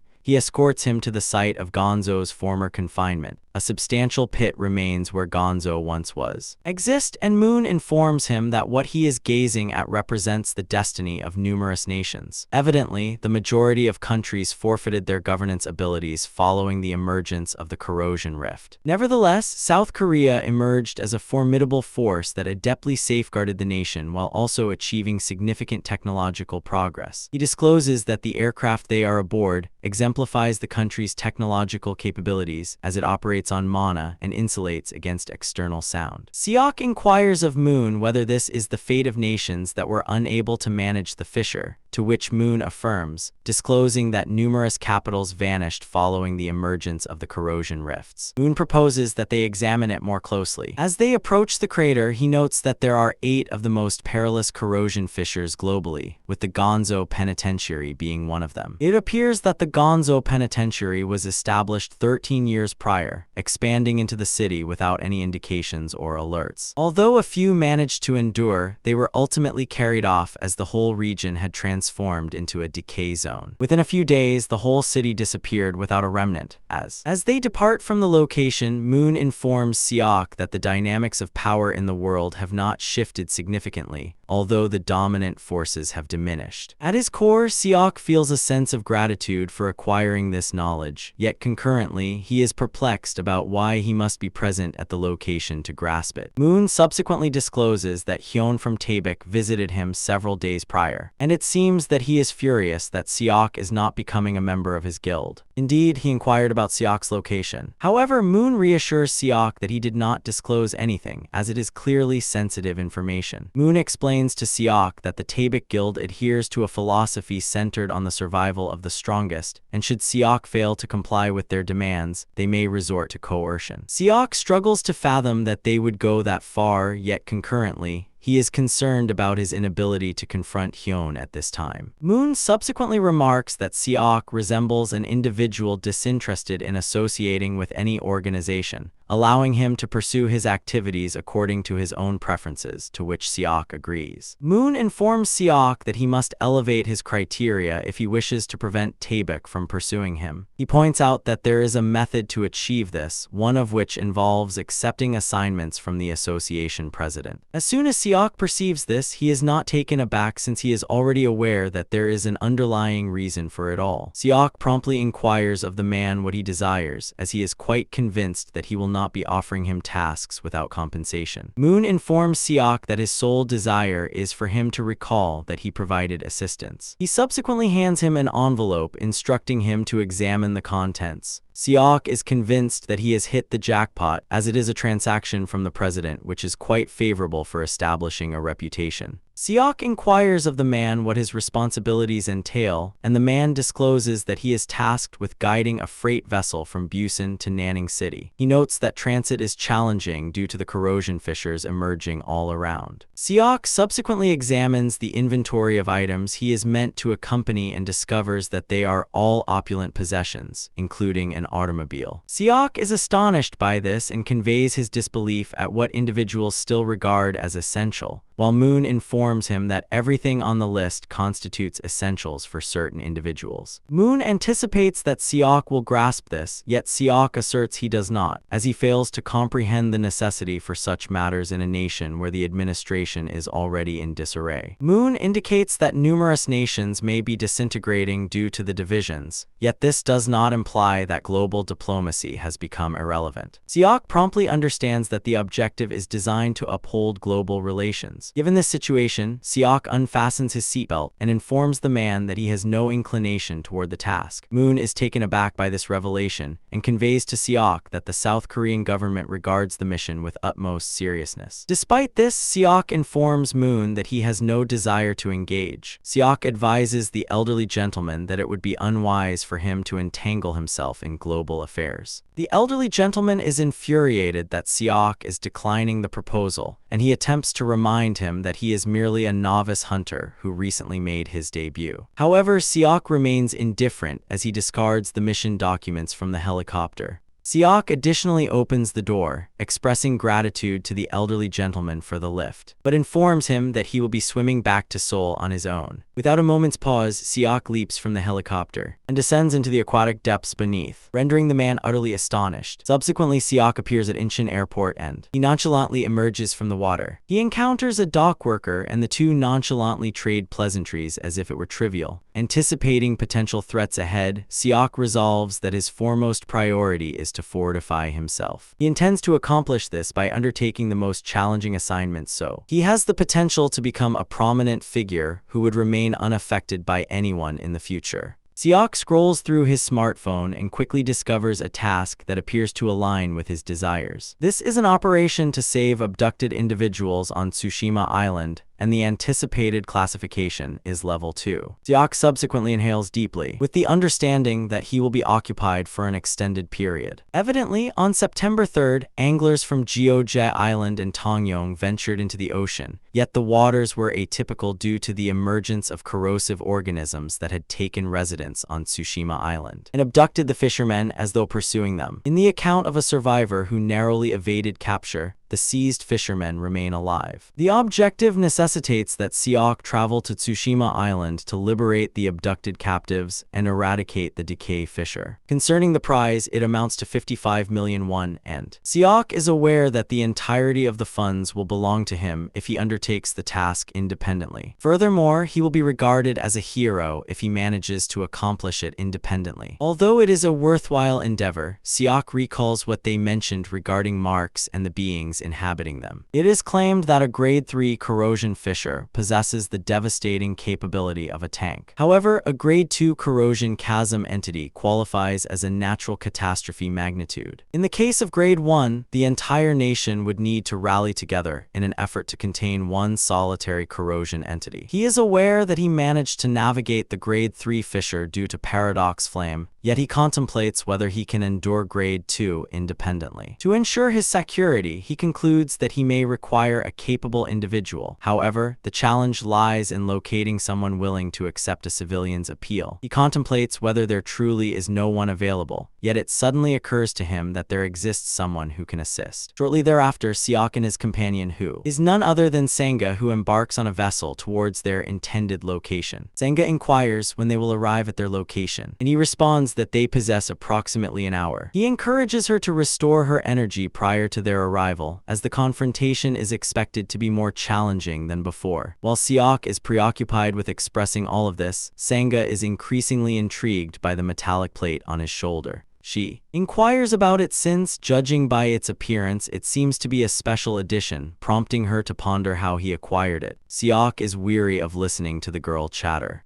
and he is compelled to inform her that the scrap merchant he engaged was the one who presented it to him as a present. Sanga is astonished by this revelation since the establishment she dealt with didn't provide her with anything of value. Seok playfully mocks her, asserting that the standards of anticipation vary since he is an emerging talent who managed a grade 3 corrosion fisher on his own. In contrast to her, who is merely a mediocre novice holding only the distinction of Academy valedictorian. Seok perceives the frosty demeanor on her visage and realizes that she feels unjustly treated by his remark, yet he seizes this opportunity to encourage her to fortify herself and gain recognition to prevent additional affronts. A few days prior, Seok had contacted Sanga to express his need for a partner. Sanga was initially reluctant due to their near-fatal experience in a grade 3 rift, and Seok is proposing that they tackle a level 2 rift. Seok manages to persuade her by inquiring whether she is keen on becoming more powerful. He guaranteed her that he could enhance her strength beyond her present capabilities. It appears that Sanga possesses a personal motivation for her desire to become more resilient, and she would willingly plunge into the depths of hell if it ensures her empowerment. Shortly thereafter, the ship's alarm activates, cautioning them of an unknown entity in their path. Before long, they encounter 5 vessels. Seok is still endeavoring to determine their subsequent steps when he observes Sanga hovering, leaving him astounded. Sanga is astonished that Seok is unable to accomplish this, and she blushes with exhilaration as she has at last discovered something Seok is incapable of accomplishing. She bursts into laughter, mocking Seok for failing to accomplish this. With little effort, Sanga is compelled to bear Seok on her shoulders. As they approach the vessels, Seok instructs Sanga to manage the nearest ship. Sanga inquires of him the reason, and he discloses that those at the rear seem to be more perilous than those nearer to them. Sanga recognizes the directive. However, as she nears the vessel, she perceives a human silhouette. However, Seok instructs her to examine once more, as what she is observing is not of human origin. Seok confronts the vessel he intends to eliminate, and precisely as anticipated, he discovers altered individuals aboard the vessel. These beings have forfeited their humanity and have completely turned hostile. Sanga descends onto the vessel abruptly, ultimately drawing focus to herself. The creatures assail, and Seok effortlessly eliminates the initial surge. With this, he understands that they are minor creatures. He anticipates Sanga will also exit softly, yet to his astonishment, Sanga is exerting her complete strength against the feeble creatures. Seok promptly shouts her name to warn her, informed her that she is expending excessive mana. He informs her that if she persists in that manner, she will deplete her mana swiftly. He advises her that for the present stage, only a minimal quantity of mana is required. And Sanga recalls what Seok mentioned regarding instructing her to grow more resilient. Adhering to Seok's guidance, Sanga diminishes the level of firepower she is deploying. Yet Seok still conveys to her that it remains excessive, given that the existence existence of the feeble is a misfortune. Sanga has resolved that she will never be feeble again. As dismantling the adversaries, Sanga assertively reaffirms her ambition to grow even more powerful. Shortly thereafter, Sanga has finished eliminating the creatures, and she inquires of Siok whether it has concluded. Siok informs her that he has already attended to the other vessels. Sanga hesitantly expresses her gratitude to Siok, conveying that she benefited greatly from the guidance he provided her. Siok playfully taunts her, stating that she needn't express her gratitude because the world is populated with individuals who wouldn't grasp the lesson even if it were presented to them on a silver platter. Sanga confesses, stating that this is the inaugural instance someone has counseled her, leaving Siok astonished. He inquires about the education she received at the academy, and she discloses that because she grasped concepts rapidly, they neglected to instruct her on the basics. Siok then playfully mocks her, questioning whether she believes she will surpass him in strength if he persists in guiding her as he currently does. With tears glistening in her eyes, she confides in Siok that she has yet to surpass even a single instructor. Siok is astonished to witness the girl in such a poignant condition, and he nonchalantly informs her that there's no need for concern regarding this matter, as it will not occur with him, since he intends to ensure that she maintains her admiration for him throughout her entire life. As they prepare to plunge further, the mariners inform Siok and Sanga that they will stay vigilant in the event their assistance is required. Prior to embarking on their expedition, Siok informs Sanga that, as per the survivor's account, the captives are located at the sanctuary. Sanga informs Siok that there exist two sanctuaries on the island. They are the Gaijin Sanctuary and the Adazumi Sanctuary. Should they gaze into the horizon, Siok is convinced that the Gaijin Shrine ought to be their initial destination, while Sanga mentions they can reach it within a few hours by foot. Siok acknowledges this is not an obstacle. However, the challenge lies in the reality that upon their return, they will need to transport 15 captives as stated in the survivor's account. Moreover, Siok can perceive an ominous energy lurking beyond the mist, and he is certain that the rusting beings on the island will pursue them relentlessly. Siok continues to ponder an escape route when he notices a car in the distance, and suddenly everything falls into place. He inquires of Sanga whether she is a skilled driver, to which Sanga affirms positively. Shortly thereafter, Siok is pleading for his survival as a result of. Sanga maneuvers the automobile as though it were her final day in existence. She playfully challenges Siok, urging him to seize control if he disapproves of her driving style. Siok advises her to disregard it, and he springs onto the roof of the automobile, prepared to confront the beasts that are already pursuing them. Siok brandishes an arrow pouch and tosses it towards the creatures. This eliminates a multitude of creatures, and by retracting it, it continues to perform identically. At that moment, Siok observes that creatures are already bounding toward them from the left, and he alerts Sanga. Sanga demonstrates precisely how reckless a motorist she is as she navigates in the most perilous manner to eliminate the creatures. Sanga steers the bus on two wheels to distance the beasts from them, and at this moment, Siok longs to be the one behind the wheel. As they traverse the desolate paths, the creatures remain steadfast on their course, pursuing them in the same manner that ants follow sweetness. Shortly thereafter, they reach their destination. Sanga refers to the creatures lurking behind them, yet Siok reassures her not to fret as he will take care of them. Sanga maneuvers the vehicle into the sanctuary, and Siok promptly releases the contradictory blaze to obstruct the sanctuary's threshold, devouring any creature that approaches. Shortly thereafter, they discover the captives in the location where they are bound. Sanga approaches them to present herself. Rather than rejoicing over their rescue, the captives begin to behave in the most peculiar manner. Tears stream down their cheeks as they implore Sanga to flee, and Sanga ponders why she is receiving a caution. Unbeknownst to her, a colossal samurai creature has materialized behind her, poised to strike her down. Fortunately for her, Siok manages to thwart the samurai's assault. Siok instructs Sanga to assist the survivors into the vehicle while he confronts the samurai. An intense conflict swiftly erupts between the samurai and Siok. The warrior appears imposing as he attempts to slice Siok down. Yet despite the disparity in stature, Siok remains undaunted. Abruptly, Sanga materializes unexpectedly and strikes the warrior with the automobile, tumbling him to the earth. With the warrior on the floor, Siok praises Sanga's creativity, but she simply instructs him to enter. Siok remains perched on the vehicle, while the captives are securely nestled inside. The voyage is progressing seamlessly until they comprehend that the creatures are anticipating them in the distance. Siok also observes that the samurai remains alive despite being struck by a vehicle, with a multitude of creatures ahead. Siok instructs Sanga to hand over her blade. Sanga is astonished to learn this, as requesting a warrior for their blade is a tremendous affront. Siok subsequently inquires which she favors more, her dignity, or the rescue of the captives. Senga lacks an alternative, but to relinquish her blade, and Siak seizes it, prepared to employ it. Unexpectedly, there exists an unusual gadget on his wrist, and although Siak was reluctant to employ it prematurely, he comes to the realization that he has no alternative at that moment. It appears that the glove was located within the container that was presented to him on the island following the defeat of the core. It wasn't an ordinary glove, for it had the ability to absorb mana from the surrounding environment. Upon Siak's initial encounter, he was convinced that it was intended to augment one's mana. Nevertheless, for Siak, it represented far more than that. It appears that the utmost mana retention capability of the glove is 5 minutes. Within this duration, he possesses the strength to rival that of Sion. As the creatures attempt to obstruct their route, Siak grips his spear and sword, primed to deliver a formidable assault. Siak unleashes his formidable onslaught against the creatures, dispatching them all in a single stroke. Senga is engulfed in astonishment and incredulity, unable to comprehend the events that just unfolded before her. As the route is now unimpeded, Siak instructs Senga to proceed to the harbor, without glancing back. As the expedition progresses, Siak is astonished to discover that there is no cessation to the tainted creatures. They relentlessly continue to pursue them. And Senga advises Siak that it would be more advantageous for them to exit and confront the creatures since the vehicle has reached its capacity. Nonetheless, Siak instructs her to continue driving, and at that moment, they pass through an unusual boundary that, astonishingly, retains the creatures on the opposing side. All the creatures struggle to traverse the obstacle while the automobile glides away effortlessly. Senga is rendered speechless, and she scans her surroundings in an attempt to discover the reason the creatures are abruptly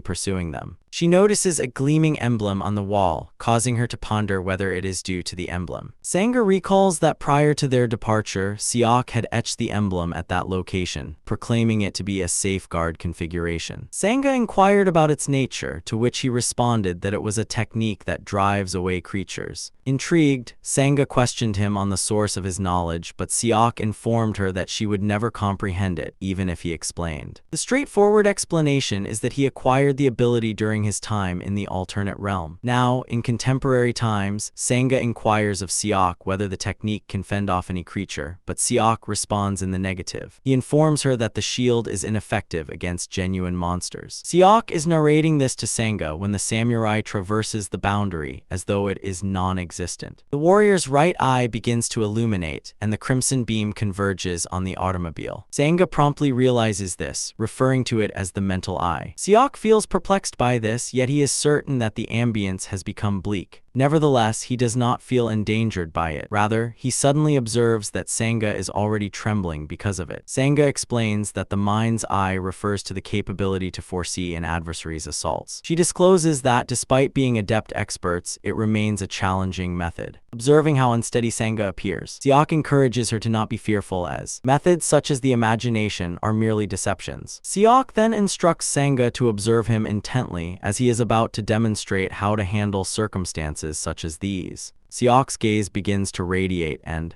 abruptly, the samurai begins to perceive trepidation, prompting him to brandish his weapon uncontrollably. Siak then nonchalantly strides towards the samurai, informing Senga that such expertise is something that can be attained through practice. Fundamentally, the method responds to aggression or apprehension. As a result, the samurai is oblivious to this. He merely remains stationary, attempting to appear formidable. Siak informs Senga that various abilities such as the imagination, the heart's blade, and the condition of altruism are akin to siblings. Siak approaches the samurai with no animosity within him, and he effortlessly brings him down in a single motion. The samurai is crippled by Siak's blow, and Siak nonchalantly informs Senga that all the methods he referenced are unremarkable. He notes that the misconception referred to as enlightenment is frightening, as individuals become thrilled by a particular label and choose not to delve deeper. Siak informs Senga that what is significant on the battlefield does not require an extraordinary designation. Siak discloses that he can assert this with certainty now because he had to relinquish much to break free from the snare. Siak informs Senga that the samurai is genuinely formidable as he endured being struck by a vehicle and lived, Yet it is unfortunate that his ultimate skill, which he depends upon, is merely the insight of the mind. Upon absorbing all of this, Sanga is plunged into a realm of introspection, questioning what accomplishments she attained during the conquest. Sanga swiftly understands that she cannot acquire knowledge in the manner she desires with a lackluster commitment, given her invaluable objective to chase. She modestly requests Siak to truly instruct her this time. Siak is astonished by her plea since he is already instructing her, but Sanga informs him that what she seeks is straightforward direction, not counsel. Sanga expresses that she has already noticed her vulnerabilities and the urgency for her to become more resilient swiftly. Siak inquires about the rationale behind this, and she discloses her desire to bring Club Shaddai to a close by her own means. It appears that Club Shaddai ranks among the 8 most severe corrosion chasms globally, and it gained notoriety for engulfing the Himalayas in a single inhalation. Siak is aware that her objective is more significant than usual, and he inquires whether she is pursuing it for retribution. Sanga affirms this, stating that she is seeking retribution for her family. She subsequently produces a card informing Siak that she is not requesting him to instruct her without compensation. Siak examines the card and discovers that it is associated with the KY Group, which has a market capitalization of $257 trillion. Sanga reveals that it is the enterprise her family possesses, and Siak is astonished to learn that Sanga hails from a distinguished lineage. She states that the proprietor of the business is her grandfather, but she relinquished her chance in the succession rivalry. Siak realizes that Sanga could potentially re-enter the competition for succession if she excels as a hunter. Siak subsequently inquires about her specific desires. Sanga requests him to craft her the finest, assuring him that she will provide him with potions in exchange. She informs him that she intends to procure items that are difficult to acquire, such as elixirs not available through standard distribution avenues. As Siak is also seeking to enhance his strength, Sanga informs him that it will be achievable with the variety of potions she intends to supply him. Siak understands that Sanga will not even trust him if he informs her that he has previously attained the domain he aspired to. The primary motivation behind his efforts to become powerful was to restore the planet to its former state. Siak subsequently clasps Sanga's hands to convey that they have reached an agreement. He provides her with a catalog of his desires and proposes that they transport the captives to the medical facility initially. Following the release of the captives at the medical facility, Sanga inquires with the physician about the duration required for their rehabilitation, noting that there are 7 individuals suffering from nutritional deficiencies. The physician informs the pair that it would require a minimum of 1 week before dialogue can commence. The physician guarantees the pair that they will be the initial ones informed when the captives regain consciousness. Thus, it is crucial for them to permit the individuals to recuperate. Siak concurs with the physician, and he beckons Sanga to accompany him as their practice commences at once. As soon as they arrive at a location suitable for training, Siak chooses to pose an inquiry to Sanga prior to their commencement. He inquires whether she believes she can evade his spear should he strike with maximum force. Sanga anxiously responds that it will be challenging, given the significant disparity in skills between them after all. Nevertheless, Siak informs her that she can indeed evade it if she maximizes her sensory awareness to its fullest potential. He advises her that she must observe with her vision, listen with her auditory senses, inhale the aroma, and sense with her epidermis. Once she has completed all of these tasks, she is anticipated to combat within the domain of awareness, not oblivion. Having elucidated all of this, Siak resolves that it is time to put her to the test. Before Sanga fully comprehends the situation, Siak has vanished, leaving Sanga bewildered as he attempts to find Siak. Before long, Siak materializes behind her, directing his spear towards her throat, while informing her that she completely misunderstood due to her sluggishness. He clarifies that her perceptions take precedence, while thoughts follow subsequently. He informs her that in warfare there is no opportunity for contemplation, as she must embrace her perceptions as they present themselves and act. He conveys to her that the senses she is yet to perfect will merely mislead her during conflict. Once he finishes reiterating, Siak proposes that they transition to the hands-on component. In the meantime, there is a security guard observing their rehearsal, and the guard is astonished, even when his companion arrives to observe. They are both rendered speechless. The terrain designated for training becomes utterly ravaged by the two as they clash swords like lunatics. Siak ensures to complicate matters for Sanga so she can become powerful as quickly as she is able. As the conflict persists, Siak springs into the air, poised to unleash a formidable blow that even Sanga comprehends she couldn't evade. Just as the strike is on the verge of making contact, the security personnel contact Siak, informing him that one of the survivors has just regained consciousness. Siak subsequently chooses to conclude the initial training session at that point, as it seems that Sanga has managed to grasp the technique of blocking to some extent. Sanga looks on in disbelief, unable to comprehend that all her experiences up to this moment are deemed the first training session. As Siak steps into the healthcare establishment, he inquires if the survivor is all right, to which he affirms positively. He subsequently discloses that a vehicle arrived at the location where he was imprisoned, and unusual individuals emerged from the truck. Sanga inquires whether these individuals were fellow captives, but he replies in the negative, indicating that they appeared too composed to be hostages. Furthermore, he observes that the creatures were not hostile towards them, and it even appeared as though the creatures were assisting them. He discloses that several captives were lifted and transported to the vehicle. Upon hearing this, Siak ultimately comprehends what he has been striving to grasp. He has been pondering the peculiar rationale behind the presence of only 7 captives. Siak subsequently inquires of the survivor regarding the individual who got away, but the survivor informs him that it was not an act of escape. Evidently, the villains deliberately released them, and this discovery astonishes Sanga to her core. Following the conversation with the gentleman, Siak and Sanga ultimately grasp the nature of the situation they are facing. Siak expresses his curiosity about how a non-military individual managed to exit effortlessly from a location that he and Sanga struggled to access. Sanga subsequently inquires with Siak whether he believes that participating in the mission was a setup in its own right.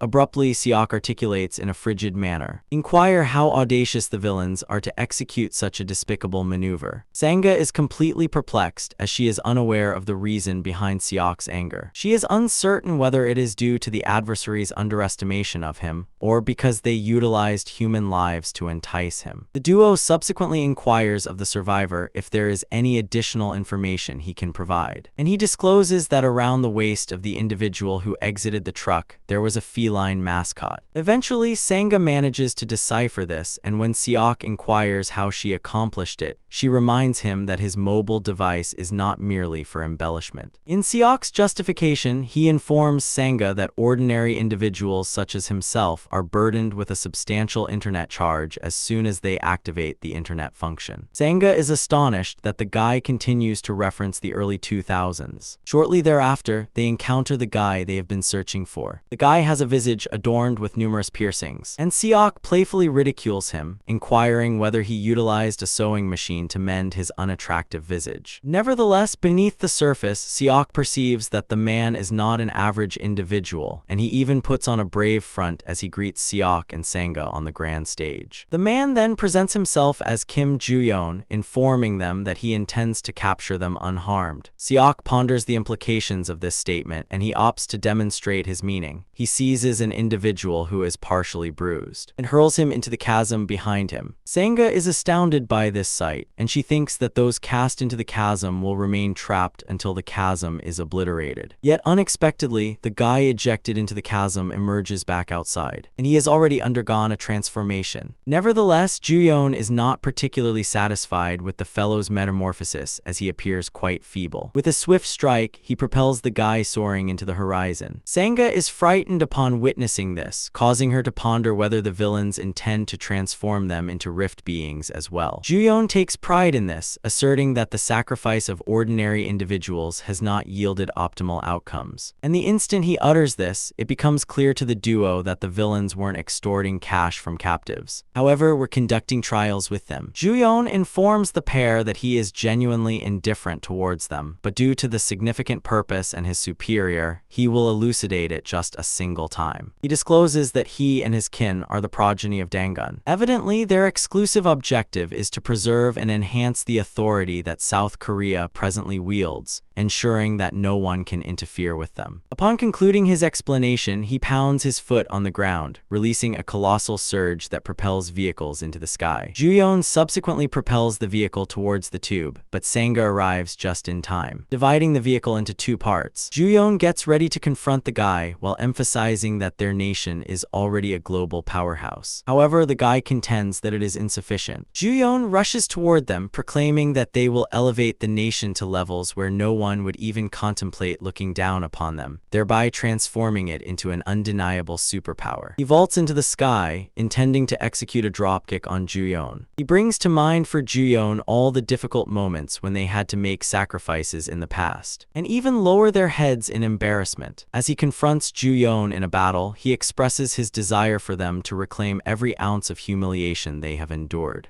During the confrontation with Juyeon, she realizes that he holds a black belt in Taekwondo and possesses remarkable speed, despite being unarmed. Juyeon is swiftly struck in the chest, propelling him far away. Following Juyeon's final strike, he comes to the realization that while he is swift, his strength is, in fact, controllable. Juyeon genuinely comprehends the perspective of the individual, as the complete disappearance of all corrosion rifts would make it challenging for Korea to sustain its existing status. Cok eventually discovers that the guy and his team have no desire to rescue the planet, and he verifies this. Cok emphasizes to him that innumerable individuals are on the brink of death, indicating that they should be a top priority, yet Juyeon admonishes them, claiming they lack understanding. He notes that they have already discovered a method to manage the rifts. As soon as Cok hears this, he comprehends that having the ability to manage the rifts has fundamentally altered the circumstances, as their mastery would alleviate their current suffering. Cok then requests a pause, informing the individual that he is already contemplating collaboration with him. He inquires about the degree to which they can manage the rift, and if his response is satisfactory, he will transfer Sanga to him. Sanga is taken aback upon hearing this, and Juyeon interjects, stating that they have managed to exert just enough control over the rift. Cok halts him instantly, clarifying that by just enough he signifies that complete control has not yet been achieved. Cok reprimands him, asserting that he boasts grandly, yet he is worthless in terms of delivering tangible outcomes. Cok refers to Juyeon and his entourage as a band of ruffians who lack any understanding of their actions. This infuriates Juyeon, and he charges at them with a forceful kick. Cok narrowly evades the strike, causing the earth to fracture at the spot where the man descended. Cok understands that he may have provoked the guy in a manner that he did not intend. He was merely attempting to delay in order to restore Samana, since the bar on the glove had already diminished to just one. Cok realizes that the optimal course of action in his present circumstances is to involve Juyeon in a prolonged struggle. Juyeon rushes towards Cok, but Sanga steps in to block his path. Juyeon playfully mocks her, suggesting that he thinks she was positioned at the back due to fear. As the electrifying aura radiates from her form, Juyeon playfully jests, suggesting she possesses a certain degree of bravery at the very least. Cok then implores Sanga to hold back, asserting that she isn't capable of managing the guy, but Sanga counters that she can observe the remaining battery life of Cok's gloves. She realizes that Cok requires some time, and she inquires about the duration he needs. Cok responds that he needs 5. Moments later, Sanga produces a bottle of potion, instructing Cok to relinquish the battle to her. Sanga begins to radiate from the potion's influence, and Cok expresses concern that she may become overwhelmed. However, Sanga reassures him not to fret, as the potions are intended for crises, and they are indeed facing a critical situation. Alright then encourages her to endure for 5 minutes, vowing to conclude the battle afterward. As Sanga gets ready to put her life on the line, she advises Cok to ensure it is significant when the moment arrives. An intense clash unfolds between the pair, prompting Sanga to invest all her energy into the battle. As the combat scenario intensifies, she successfully executes a vertical cut on Juyeon's depiction, allowing her a moment to determine if she could overcome him. Nevertheless, Juyeon emerges behind her and delivers a powerful kick that she is hurled through the atmosphere with blood streaming from her mouth. Just prior to her landing, Cok completes her energy buildup and seizes her. In a composed and frosty tone, Seok inquires of Jion whether he is at last prepared to meet his end. Jion is astounded as he perceives the surge of mana in the individual, pondering how he accomplished it, as there seems to be no feasible way to amass such a substantial amount of mana in such a brief period. Jion is perplexed, leading him to question whether Seok had been concealing his genuine power all along. Seok inquires of Jion why he appears so astonished, as he is merely adhering to the same principle, much like his piercings. The guy is astonished when he discovers that Seok has unraveled his secret, and Seok informs him that only a fool would be unaware. Seok informs Jion that he is emitting mana excessively due to overexerting himself with powers beyond his capacity. Nonetheless, due to his negligence, he managed to regain his contradictory fire. Jion believes Seok is speaking nonsense since there is no way to reclaim squandered mana. Nonetheless, before he realizes it, Seok has materialized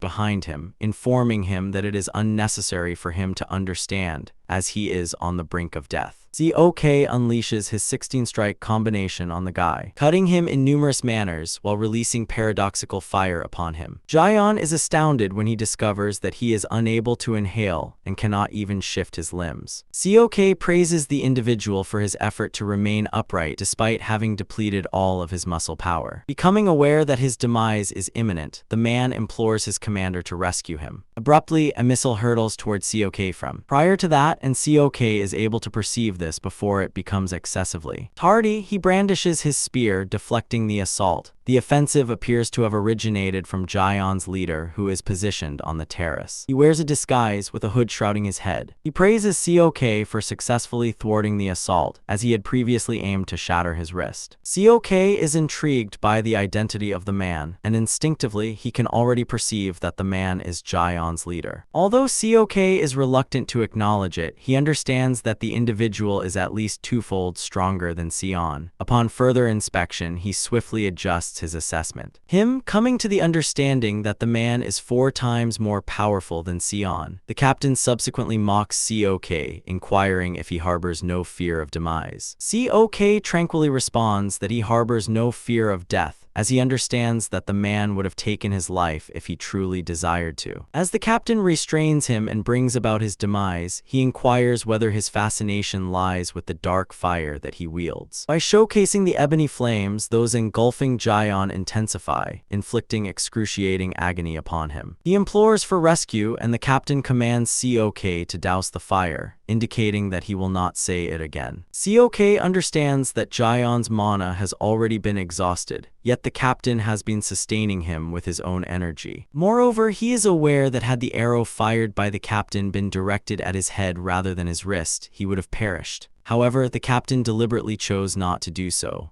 Seok has no alternative but to liberate Jion from the bonds of his fire. Before Jion can even descend, the captain swiftly reaches out in an instant to seize him. This additionally terrifies Seok, as he can perceive just how swift the guy is. The commander reprimands Seok, accusing him of completely dismantling Jion's existence by condemning him to a lifetime confined to a wheelchair. The commander then readies his bow, stating to Seok that while he indeed prefers to capture him unharmed, it is not essential for him to be in flawless shape. Alright then instructs the captain to proceed with his intentions, as there is no possibility of him becoming his marionette. Observing Seok's obstinacy, the captain opts to retreat, as he remains eager to learn more about the dark flames that Seok is wielding. Prior to disappearing, the captain informs Seok that eventually he too will be subjected to his dominance. Once he has departed, Seok comes to the realization that he has become ensnared with an individual who possesses a truly irritable disposition. Sanga approaches Seok, stating that it seems the antagonists are pursuing his distinctive ability. Seok acknowledges this but informs her that he is unaware of the reason behind their interest in his talent. Sanga subsequently inquires of Seok why the antagonist didn't simply seize her as a captive, to which Seok responds that they may be aware of her history. Nonetheless, Sanga is skeptical that terrorists would contemplate such considerations. OK then advises her to contemplate it thoroughly as the terrorists could potentially be receiving assistance from the Korean government. COK implores Sanga to keep this information confidential. However, Sanga points out that she is an adept at deception to that degree. COK proposes that they postpone everything else and address the division before them first. Nonetheless, COK instructs Sanga to remain behind as he proceeds alone. He implores her to relax and recuperate until his return, and he plunges into the chasm. COK touches down in the level 2 rift and discovers a spectral fortress situated at the very core of it all. He strides toward the fortress, and he can perceive a distinctly perilous aura radiating from the stronghold. Without receiving any indication, COK deduces that the essence of the deterioration lies behind the door. COK acknowledges to himself that he needs to exercise caution or he risks perishing if he lowers his defenses.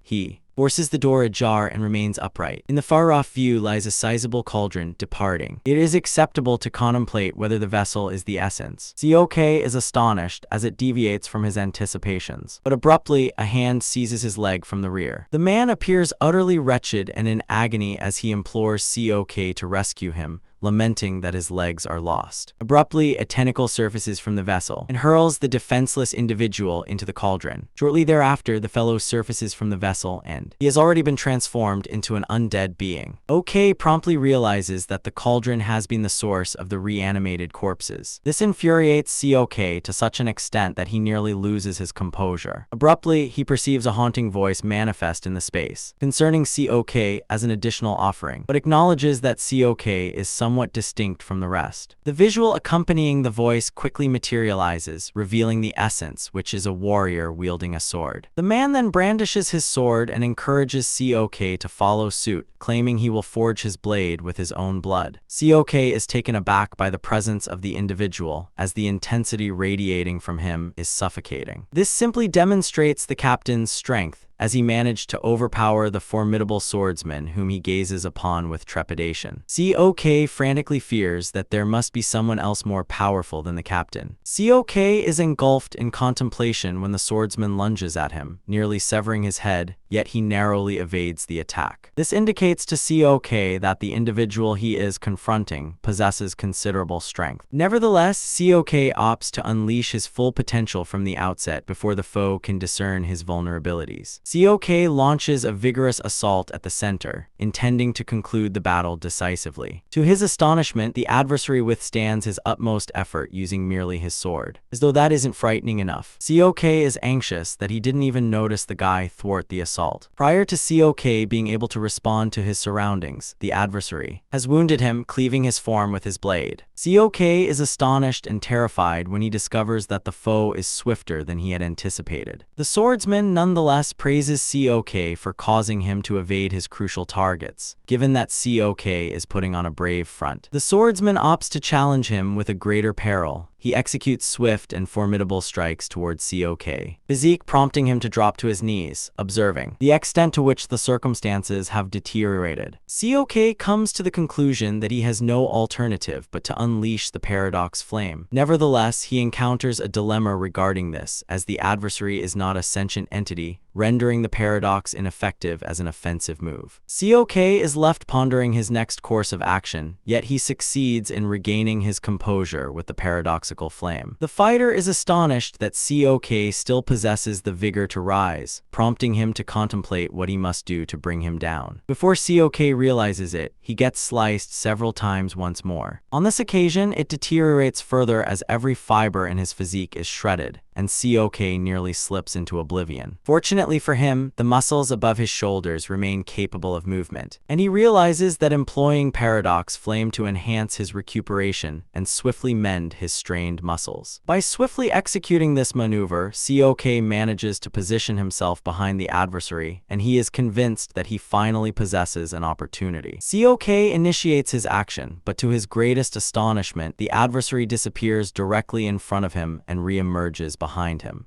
The adversary ridicules COK, mocking him for being overly sluggish, and brings COK to the ground. Nevertheless, he declines to eliminate COK, and COK seizes the chance to sprint backward. The adversary mocks COK, claiming he has failed, But Seok shouts at him not to provoke him, as he could have certainly taken his life if he so desired. Seok inquires of the adversary whether he is playing with him out of compassion. The adversary concedes that he had the opportunity to eliminate Seok, yet he has since transformed into a different individual. He notes that currently he is unable to even remember his name, and the majority of his recollections from life have vanished. He discloses that the deficiencies in his method resulting from amnesia were genuinely lethal. He indicates that following his defeat, restraints were imposed upon him. Seok understands that the individual is in a contrasting condition to his own, as the physical form endures, yet the experiences and recollections have nearly vanished. Seok realizes that the restraints on the man's neck are the subject of conversation between the captain and Jin. The adversary begins to discuss the extent of what he has forfeited due to his reputation, reflecting on what motivated him to become a swordsman. He states that what persists is bitterness that is infused with grief. At that moment, the warrior undergoes an abrupt metamorphosis, and Seok acknowledges that the man's bitterness has become even more intense. Nonetheless, he has forfeited a considerable portion of his skill and expertise. Seok is convinced that he has a possibility of triumphing if the guy does not eliminate him with a single blow. Seok then resolves that it is moment to harness his complete strength if he intends to overcome the fencer. The fencer is astonished when he discerns that every one of Shock's injuries has been mended, enveloped by the dark flames that cloak his form.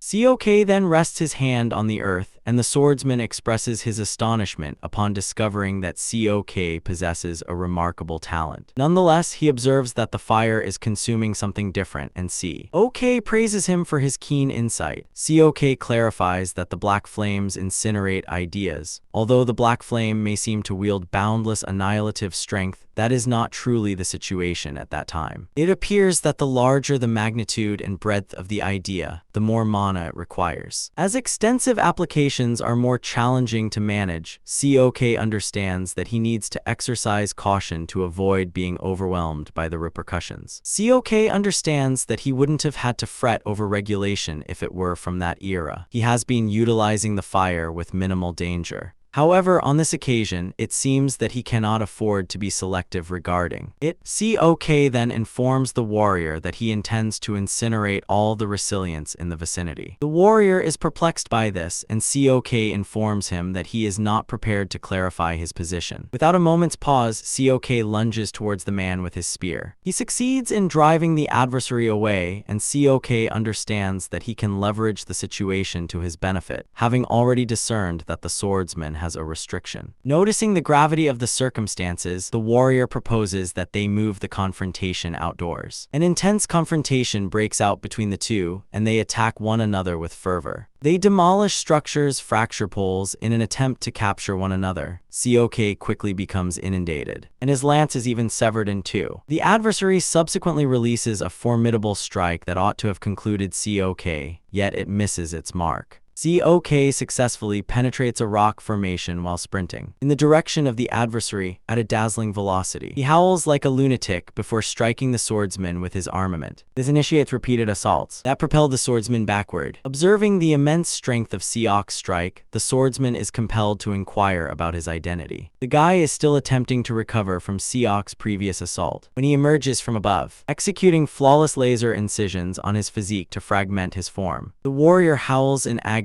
as he diminishes the bulk of his vitality. However, Seok remains unfinished. As he approaches the guy once more, the pair ultimately injure one another. However, Seok's strike penetrates more profoundly, cutting the man at an angle. The pair refuses to relent as they cry out in agony, and this brings Seok back to the time when he inhabited the alternate realm. An individual inquired what actions he might take if he encountered a foe who was his equal. Seok responded that one of them would not emerge unscathed. Currently in the chasm, Seok's formidable strike successfully delivers a crippling blow to the swordsman, despite requiring all of his effort. Nevertheless, Seok manages to smile in the conclusion because he is the most formidable. As the fencer vanishes, the fisher grants Seok a prize akin to the time he triumphed over the Grade 2 Corps. Seok is pleased that the prize consistently appears just as it does in the alternate realm. He inspects the container and discovers a spear tip, leaving him puzzled regarding its intended use. Nevertheless, he spares no moments in determining it as he hurls it into the expanse prior to Recollecting it, he understands that he can utilize mana to prolong its duration. He recalls that prizes are purportedly distributed according to the quantity of individuals who have entered the rift, and he longs he had instructed Sanga to accompany him while she remained in a secure location so she could attain one of the prizes. He subsequently observes that the adversary's blade remained and resolves to claim it. Shortly thereafter, Seok resurfaces to discover Sanga slumbering. He hurls the sword at her to rouse her, and she is astonished as it appears unlike anything she has encountered previously. Seok informs her that he discovered it during his travels, and he guarantees her that it is an exquisite weapon, as the individual who brandished it was no trivial matter. Sanga examines it and concurs that the blade is quite exquisite. She inquires about its origin. However, a fatigued Seok assures Sanga not to be concerned about it. All he wishes to ascertain is whether she received sufficient relaxation during his absence. Before he has the chance to utter anything further, Seok also loses consciousness. Sanga is astonished, yet this merely indicates to her that Seok is also mortal. Due to the perilous nature of a grade 2 rift, everyone went into a frenzy upon learning that he had conquered it single-handedly. The community begins to become frantic over this issue, since even proficient hunters struggle to accomplish it on their own. His visage is showcased ubiquitously for the public to view, establishing him as the foremost celebrity. Subsequently, Seok awakens in the medical facility and comes to the realization that he is unable to venture outside due to the throng waiting for him. Shortly thereafter, a woman donning spectacles entered the chamber and introduced herself as Ya Soo-young. It seems she hails from the Secretariat of the Embargo Tower. Seok invites the woman to enter while expressing gratitude for her assistance with his medical expenses. Nonetheless, he informs her of his astonishment as he has never encountered the name Embargo Tower previously. Soo-young responds that they are not widely recognized by the general public since their primary domain is ICT. Soo-young instructs him to inform her if there's anything causing a hindrance, but Seok responds that there is nothing amiss. Nonetheless, he conveys his curiosity regarding a matter. He informs Soo-young that he realizes the medical expenses are substantial, implying that the institution seeks something in return from him. Without delay, Seok inquires of the woman what it is that they desire from him. Prior to uttering a word, Soo-young presents Seok with a cake to savor. When they feel at ease, she informs him about the protective energy source. She notes that it is a mechanism designed to establish a shield to protect against corrosive entities. Essentially, the organization seeks Seok's assistance in conveying this crucial equipment. Soo-young informs Seok that it remains a prototype crafted in the United States, but if it proves to be successful and enters mass production, it will provide some respite to regions that hunters are unable to access. Soo-young informs him that it is a vital undertaking that could possibly alter the destiny of humankind. Se discovers that it is a substantial request, and Soo-young verifies this, stating that they are presently examining whether there are additional hunters who are prepared to collaborate. Seok inquires about the other hunters, and she notes that Janabi has already consented to assist. Upon hearing this, Seok comprehends that the situation is more extensive than he had anticipated. Soo-young indicates that they will convey the shield generator via rail. Once they depart from Vladivostok and it reaches the Netherlands, they plan to utilize a helicopter to transfer it to the UK for a trial operation. Seok inquires why they are exerting themselves to travel to the UK, and she discloses that one of the significant fissures, Ristorante, is found in Naples, Italy. Evidently, the impact of this fissure extends across all of Europe to North Africa. She indicates that the sole secure location remaining is the UK, as it is somewhat shielded by the ocean. She discloses that Europe is presently engulfed in chaos, with administrations struggling to operate effectively. It seems that predatory corporations have taken command of numerous areas akin to warlords. Consequently, it appears they will also be responsible for delivering humanitarian aid at the behest of global entities. This instantly informs Seok that there will be several individuals aiming for the train. Soo-young then inquires whether Seok has ever journeyed abroad, but he replies in the negative. He informs her that the assignment will be his inaugural experience abroad, and Soo-young cautions him that it is probable they will face perilous circumstances out there. Seok is perplexed by her use of a plural expression, and she discloses that she will also be accompanying him on the mission. Seok then informs Soo-young that he would prefer Sanga to join them. He reassures Soo-young that Sanga is a reliable companion, and without hesitation, Soo-young agrees to Seok's proposal. Seok is pleased with the entire arrangement, as it that would enhance his authority even further. Subsequently, Cok ascends to the rooftop, where a helicopter awaits his arrival, and he is astonished that the president of the association is the individual who accomplished it. The individual informs him that tackling the Grade 2 rift independently alters his outlook on matters, and he assures him that the organization will make every effort to support his endeavors to the utmost. At his core, Cok feels a sense of satisfaction in having demonstrated his abilities, as this has simplified matters significantly. Simultaneously, he contemplates whether the chairman is aware of Jae-yeon and his associates. He is eager to discover whether the president desires the situation that has occurred on Earth to persist or to cease. The instant Cok enters the helicopter, he is astonished to discover Sion awaiting him. Sion praises him, stating that tales about him have circulated widely. It would be simpler to discover an individual unfamiliar with him than to locate one who is acquainted with him. Seo then inquires about their destination, and she discloses that they are en route to a military installation. Cok inquires about the reason for their destination, and she discloses that the South Korean armed forces are also intending to engage in the initiative. Cok recognizes that every nation would likely be eager to engage, as a successful outcome would diminish the dependence on hunters for national security. Nevertheless, Cok doubts that South Korea would be inclined to support this initiative. Cok then inquires if Sion is familiar with the group known as the Descendants of Dangun, and Sion affirms this, asserting that they are an extremist organization. Cok notes that he encountered them while conducting the operation on Suhima Island. If one informs him that the heirs of Dangun, consisting solely of Koreans, have been appearing everywhere, and while hunters are engaged in resolving a rift, the faction unexpectedly emerges and disrupts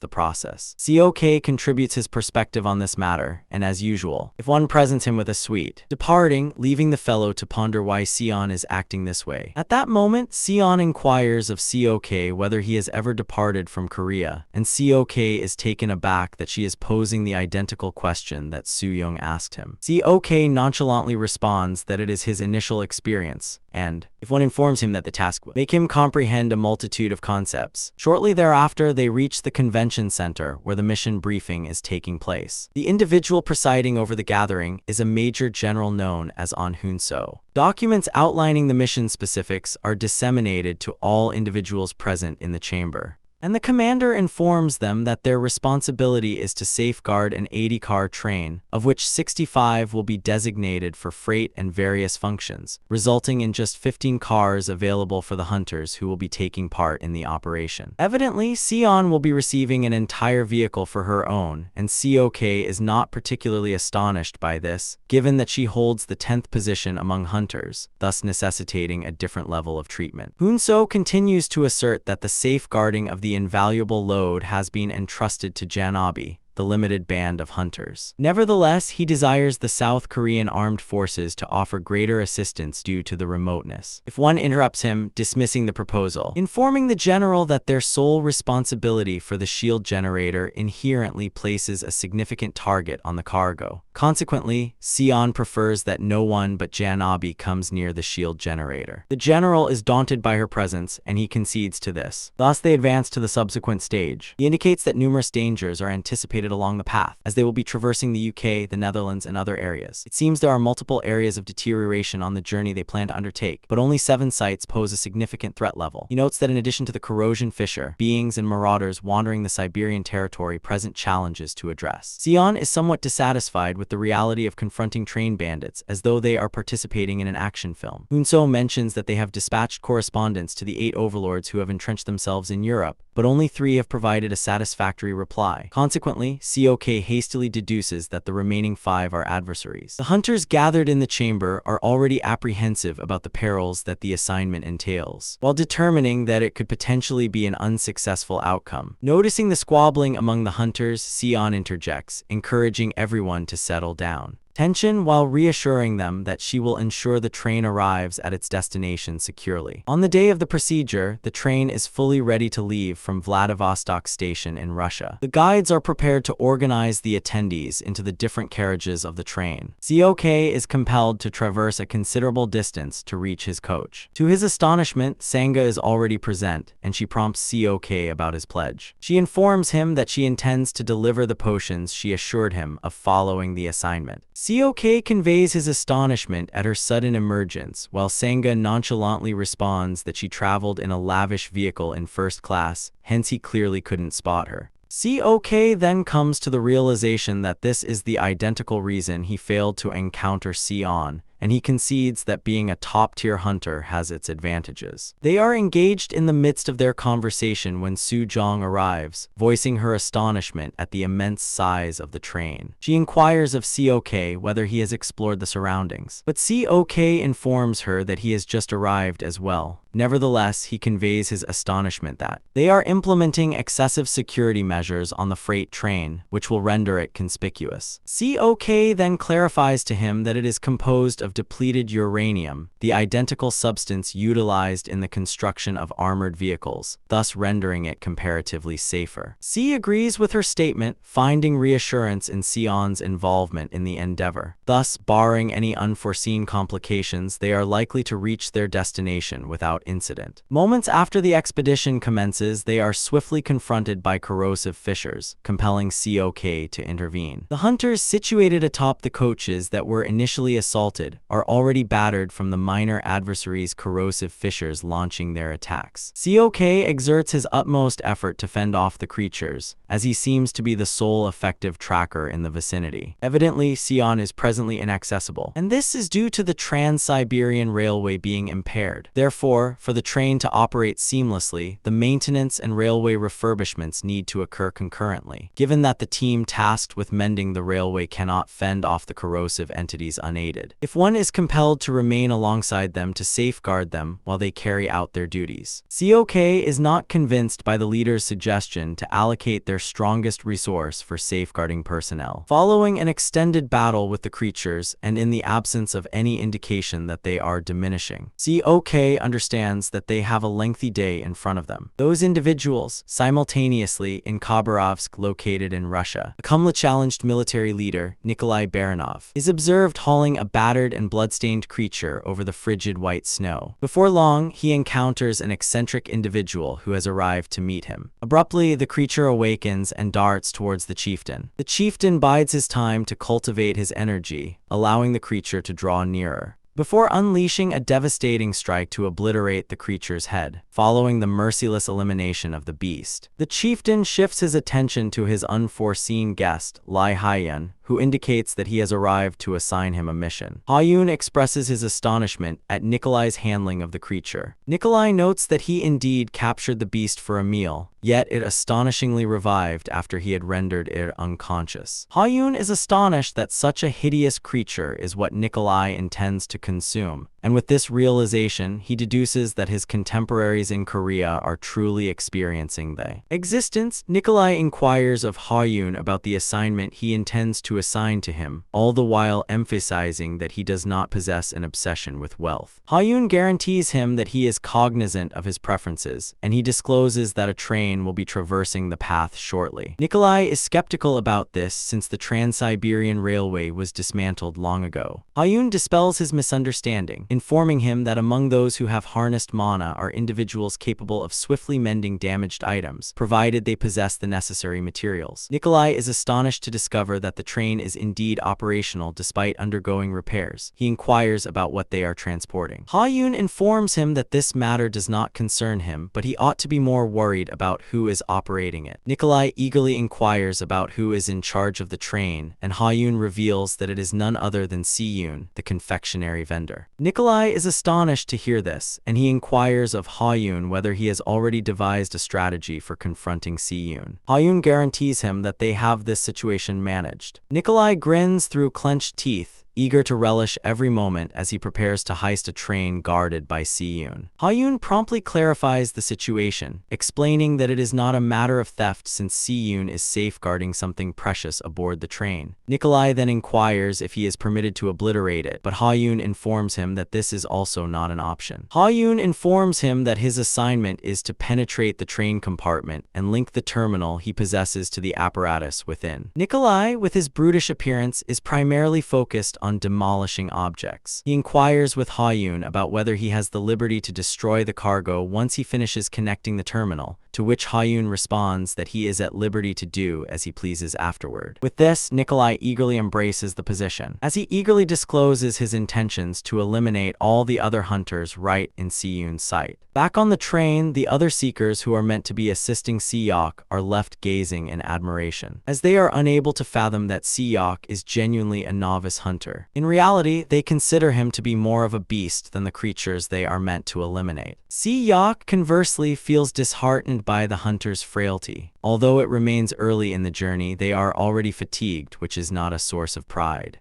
Si-yok determines internally that it is largely an individual struggle. But at that moment, he recognizes a well-known voice instructing the hunters to rise again, urging them that their task is not complete and they must remain vigilant. It turns out to be Sanga. And Si-yok jests about her tendency to be a show-off. Si-yok feels gratified that he has someone in the group who is dependable to count on. Abruptly, the train jolts forcefully, and Si-yok ponders whether they encountered an avalanche. At that moment, communications arrive from the command hub informing the hunters that they have encountered a hindrance, yet the train will continue as scheduled. Abruptly, Si-yoon interjects, commanding the train to cease its motion, due to having been surprised by the adversary. Suddenly, a colossal surge of energy hurtles toward them, and Si-yoon swiftly springs into action. She extends her longsword to intercept the energy surge. Gazing into the horizon, Si-yok and Sanga are astonished to witness a substantial array of troops advancing towards the train. Sanga is left pondering how they arrived at this point, and Si-yok reprimands her for neglecting to review the mission summary. He informs her that there is only one individual capable of executing such a task in proximity to Khabarovsk, and it is Nikolai the chieftain. Si-yoon is issuing commands when a few strange amulets encircle her, enveloping her to generate an energetic aura. Sanga perceives the abrupt quietness from her and inquires whether anything is amiss. Si-yoon subsequently discloses the sorrowful predicament she has encountered, which is the reality that she has been confined. The command center subsequently informs all the hunters of Si-yoon's inaccessibility, and this astonishes the timid hunters. The command hub informs them that the adversary's strength is approximated to be nearly 500, which is tenfold their existing combat capability. The command center informs the hunters that there is no possibility for withdrawal, despite the absence of their leader, thus their responsibility to safeguard the train persists. Si-yoon subsequently elaborates on the directive, instructing her allies to track down the villains. Si-yok is the first to assume command, and he leaps from the train with the aim of confronting the villains halfway. As he vaults off the train, he instructs Sanga to accompany him, and the remaining hunters stand in disbelief at how wild Si-yok has become,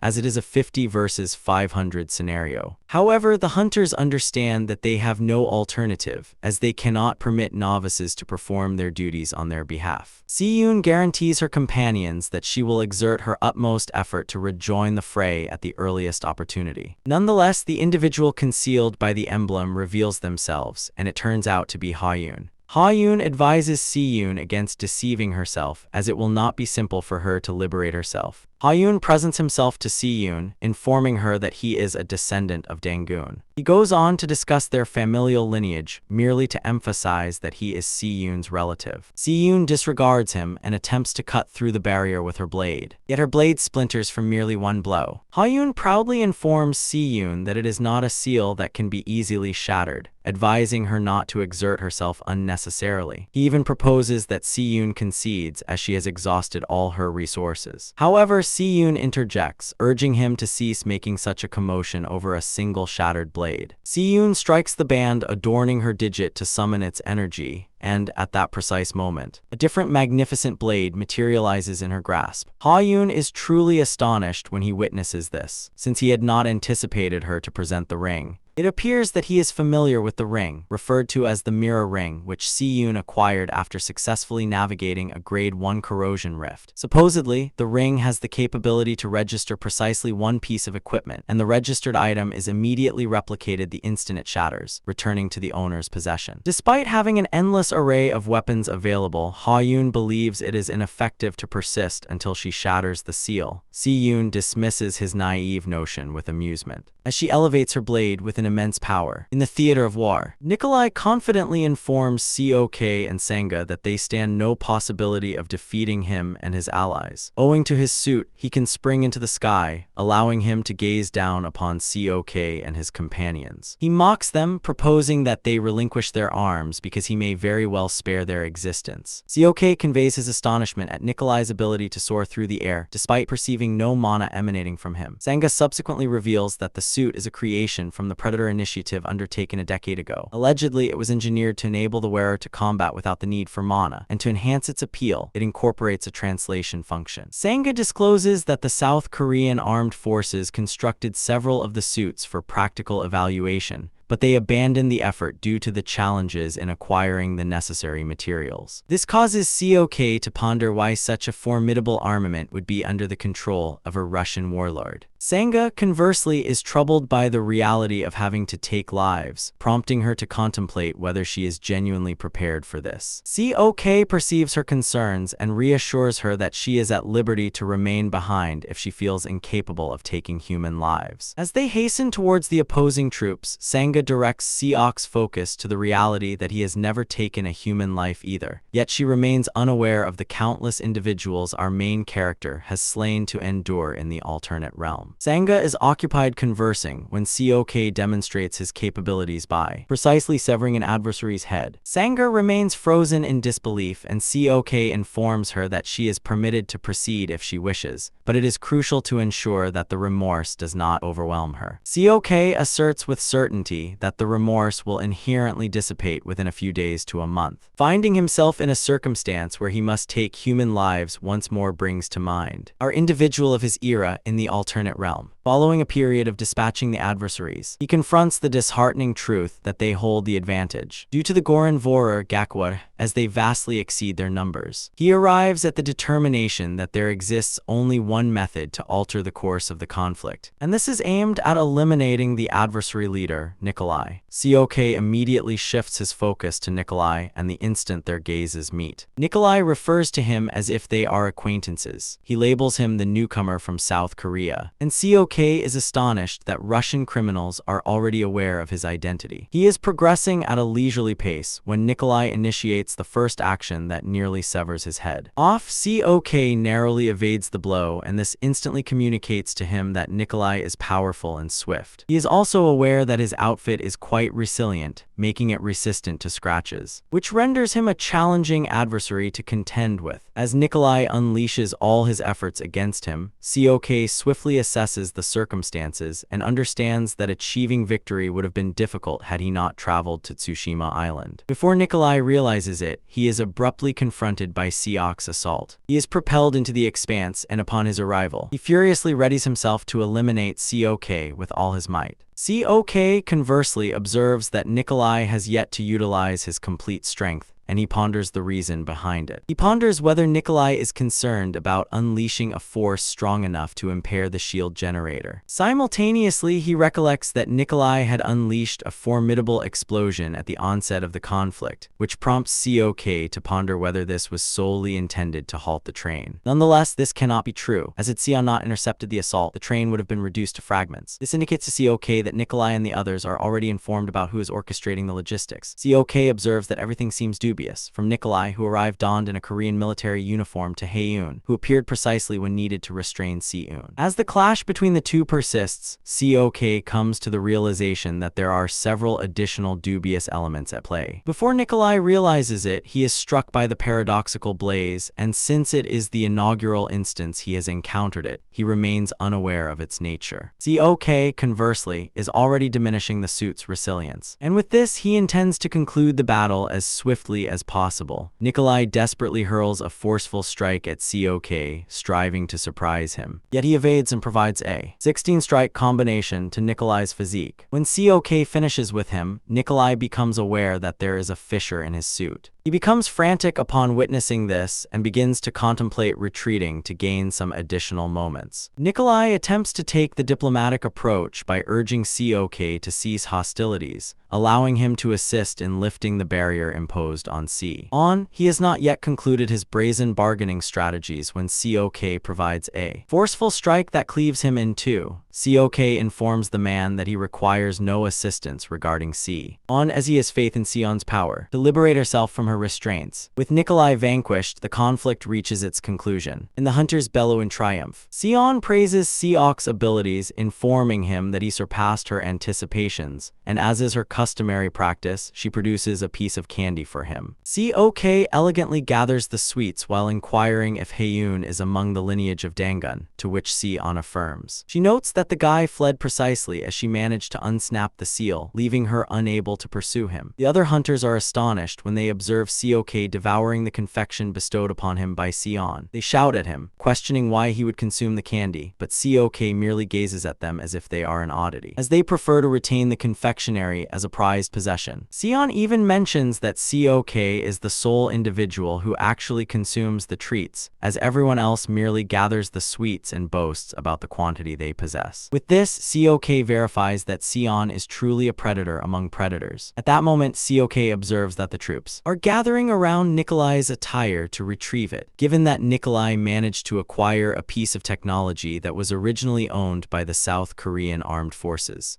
COK realizes he must have required one of two essentials. The initial group is a formidable alliance that can entirely dismiss the South Korean administration. The second point is that the South Korean armed forces are deliberately endorsing Nikolai's behavior, which causes COK to ponder whether they can genuinely rely on the South Korean soldiers accompanying them on the train. In another location, Haeun successfully returns to the team's sanctuary, but afflicted with a debilitating migraine due to his excessive use of mana to maintain the seal. He subsequently informs their chief, the individual who brandishes a bow, of his unsuccessful attempt. Nonetheless, the captain is not upset as he maintains that they will consistently face minor setbacks before reaching their objective. He advises Haeun to dismiss thoughts of the setback and to regroup, concentrating instead on what lies ahead. Haeun expresses gratitude to the gentleman for his words of support, and the captain advises him to maintain his dignity. Beneath the surface, the captain is anxious that following Jeon's downfall, Haeun has likewise endured his own setbacks. He is infuriated that he couldn't discern Seok's abilities, as he could have simply opted to eliminate COK immediately. He subsequently ventures into the concealed chamber designated for their experiments, which is led by a charlatan physician recognized as CO Jaeyoung-woo. Jaeyoung-woo has the physique of a reclusive gamer who neglects his well-being and spends his days indulging in food. Jaeyoung-woo inquires about the reason for his presence, and the captain inquires about his advancement on the task they are collaborating on. Jaeyoung-woo informs the gentleman that it is achievable, but it will require a bit of time. Nonetheless, he cautions the captain that they require substantial resources, to which the captain responds that there is no need for concern, urging him to persist with his current tasks. Jaeyoung-woo acknowledges that he will exert his utmost effort, but expresses that it would have been significantly advantageous if they could have unraveled the fundamentals of the shield generator. The captain subsequently informs him that he need not be concerned about this, as the expedition through Siberia remains extensive. Subsequently, within the train control hub, they compile the conflict report. It appears that they concluded the skirmish with 5 fatalities and 10 wounded. Consequently, they have effectively diminished a third of their operational strength due to the course of the engagement. Sion subsequently instructs that the wounded hunters receive initial care, as adequate medical attention can only be provided once they arrive in Warsaw, Poland. Therefore, she recommends that they reach out to them beforehand. She inquires of the team leader regarding the warlord governing Poland,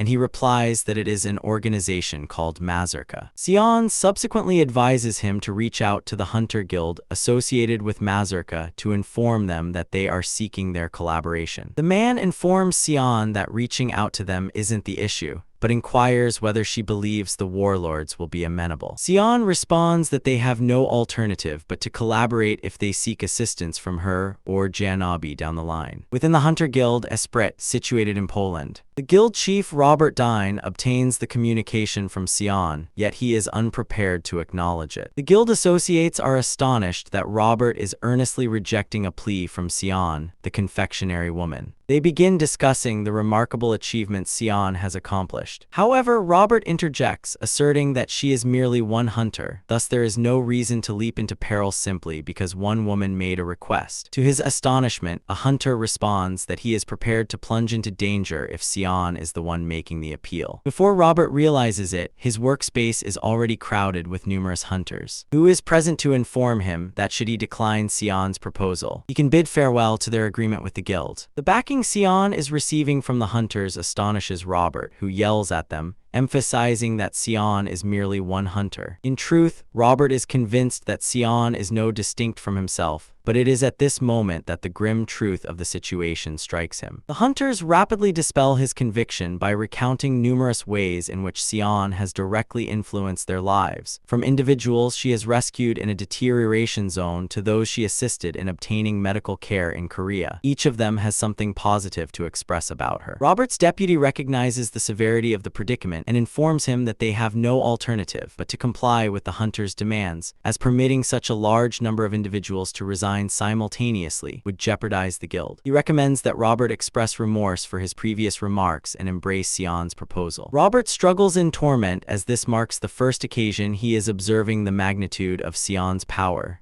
Sion, conversely, is concerned about the harmed hunters, and she contemplates whether they will manage to endure for 5 days until they arrive in Warsaw. Sion's hope is that they do not encounter additional difficulties. At that moment, the control center blares over the radio, notifying the hunters that slimes are seeking them, thus everyone ought to brace for confrontation. The pursuers listen to this and begin organizing themselves to ascend to the pinnacle of the train. However, Sion is apprehensive about the existence of slimes in the vicinity.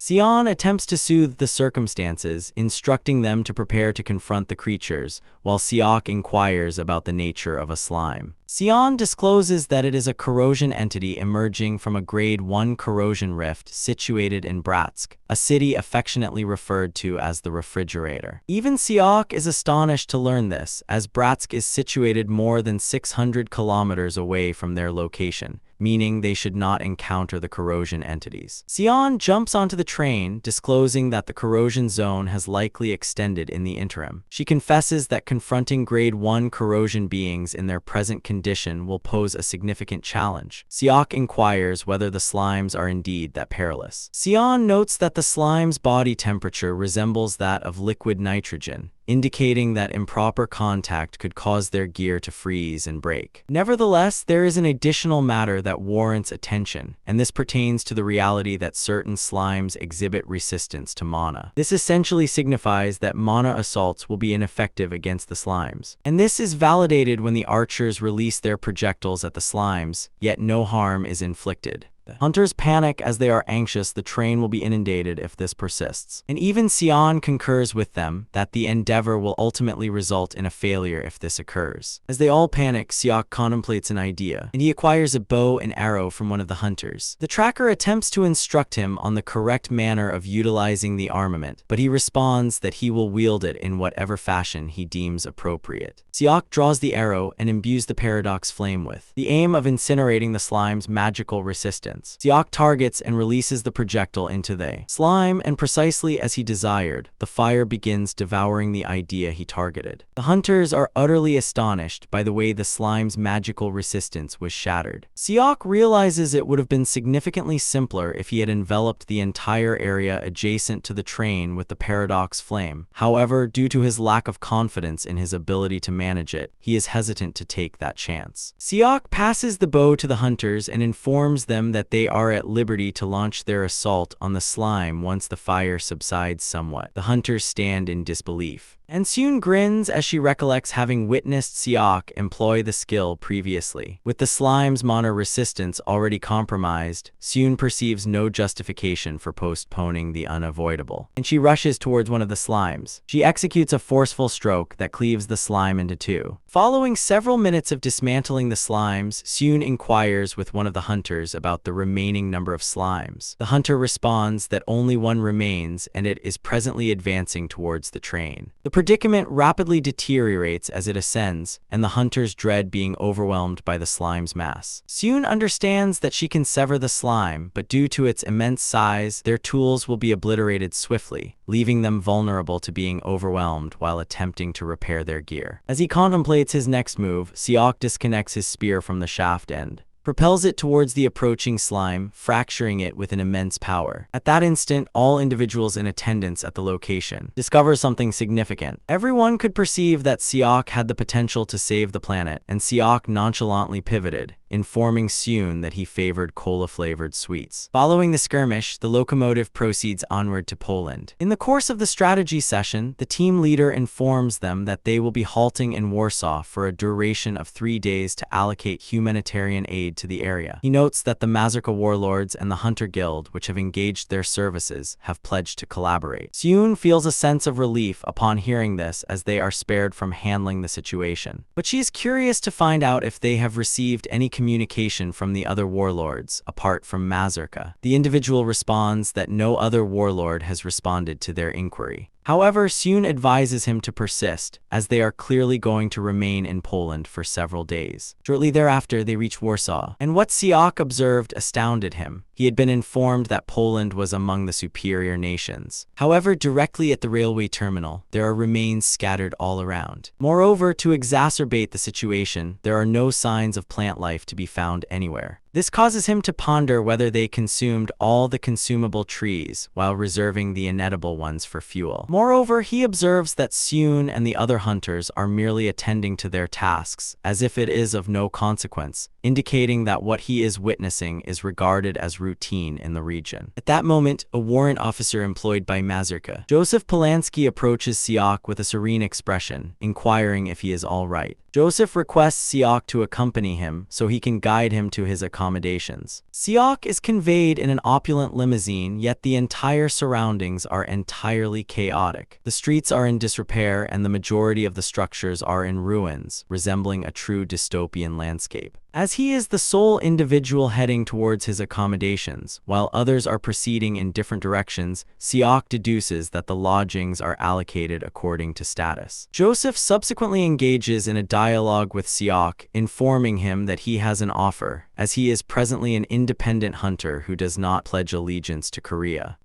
The guy inquires of Seok his opinion on pursuing a long-term arrangement in Poland. Joseph acknowledges that the facilities and structures are inferior to those in Korea. However, he guarantees that he will possess significantly greater influence. This instantly piques Seok's interest, as he comes to understand that despite the bodies strewn about, the man still wields the authority to nonchalantly present limousines that provide champagne. Joseph states that he recognizes that in Korea, Seok faces numerous limitations constraining his behavior, largely due to the oversight of public perception. Joseph boldly informs Seok that by collaborating with Poland, he will acquire everything he desires, from women for enjoyment to individuals he can violently confront whenever he pleases. These remarks only infuriate Seok further, and he even feels compelled to strike him. Soon thereafter, he reaches the accommodation that had been arranged for him, which is regarded as favorable, yet Seok perceives it as an inexpensive local inn. Seok subsequently observes that there are containers of instant meals on the table, intended to be his nourishment. Seok seizes one of them, and he is examining it when Seok arrives in the most exhilarating manner to introduce herself and requests Seok if he could utilize his restroom since the one in her room is unsatisfactory. Seok permits her, asserting that it is due to their familiarity. Nevertheless, he informs Seok that he has an inquiry for her. He inquires of her why all the provisions in the accommodations are produced in Korea, and she responds that it is due to the policy of the South Korean government. She asserts that other nations enforce a stringent policy regarding the importation of resources generated in Korea, particularly after Korea has utilized a significant portion of the imported materials for domestic purposes. Seok conveys his astonishment that the other nations are genuinely collaborating on this without exhibiting any outbursts. Soo-jung informs him that incurring the displeasure of the Korean government implies that they are unable to seek assistance from their hunters, as visas will not be granted without governmental consent. Essentially, it has become a reality where agriculture and resource extraction cannot proceed without the safeguarding of hunters. As they all strive for survival, they find themselves compelled to acquiesce, even if Korea imposes unreasonable demands upon them. Soo-jung points out that the supplies ultimately become substandard due to their journey from Europe to Korea and back again. Illustrations of this include inferior meat and sprouted potatoes. Seok subsequently inquires about the status of the aid provisions that they are expected to distribute to the area. Soo-jung states that the aid provisions currently being conveyed are reprocessed composite powder number 65. Essentially, it is culinary refuse that has been dehydrated at temperatures exceeding 390 degrees and subsequently pulverized. She clarifies that the figure 65 signifies it contains 65% repurposed organic moisture. Soo-jung then expresses her strong belief that Korea is capable of providing superior resources, yet she is puzzled as to why they would dispatch inferior items instead. Seok informs her that if they proceed with this, it will not benefit those who truly require it. Soo-jung is taken aback by this revelation, and Seok inquires who she believes will ultimately seize all the valuable provisions if Korea dispatches them. Seok understands that the sustenance will most probably be directed towards the warlords, and they could simply relish it by themselves or potentially trade the food to acquire arms. They are unconcerned about this, as it has become a realm where they can evade consequences. Having witnessed everything personally, Seok finally comprehends Sion's remarks that he would come to understand many aspects after journeying abroad. Seok recognizes that he had been considering matters too self-satisfiedly, and as it currently stands, it seems that his reality is more decayed than the realm he was transported to. Amidst all the happenings, Seok has ultimately discerned his rightful position, and he squeezes the cup of noodles in his fist out of rage. Channeling that fury, he approaches Soo-jung to inquire about where the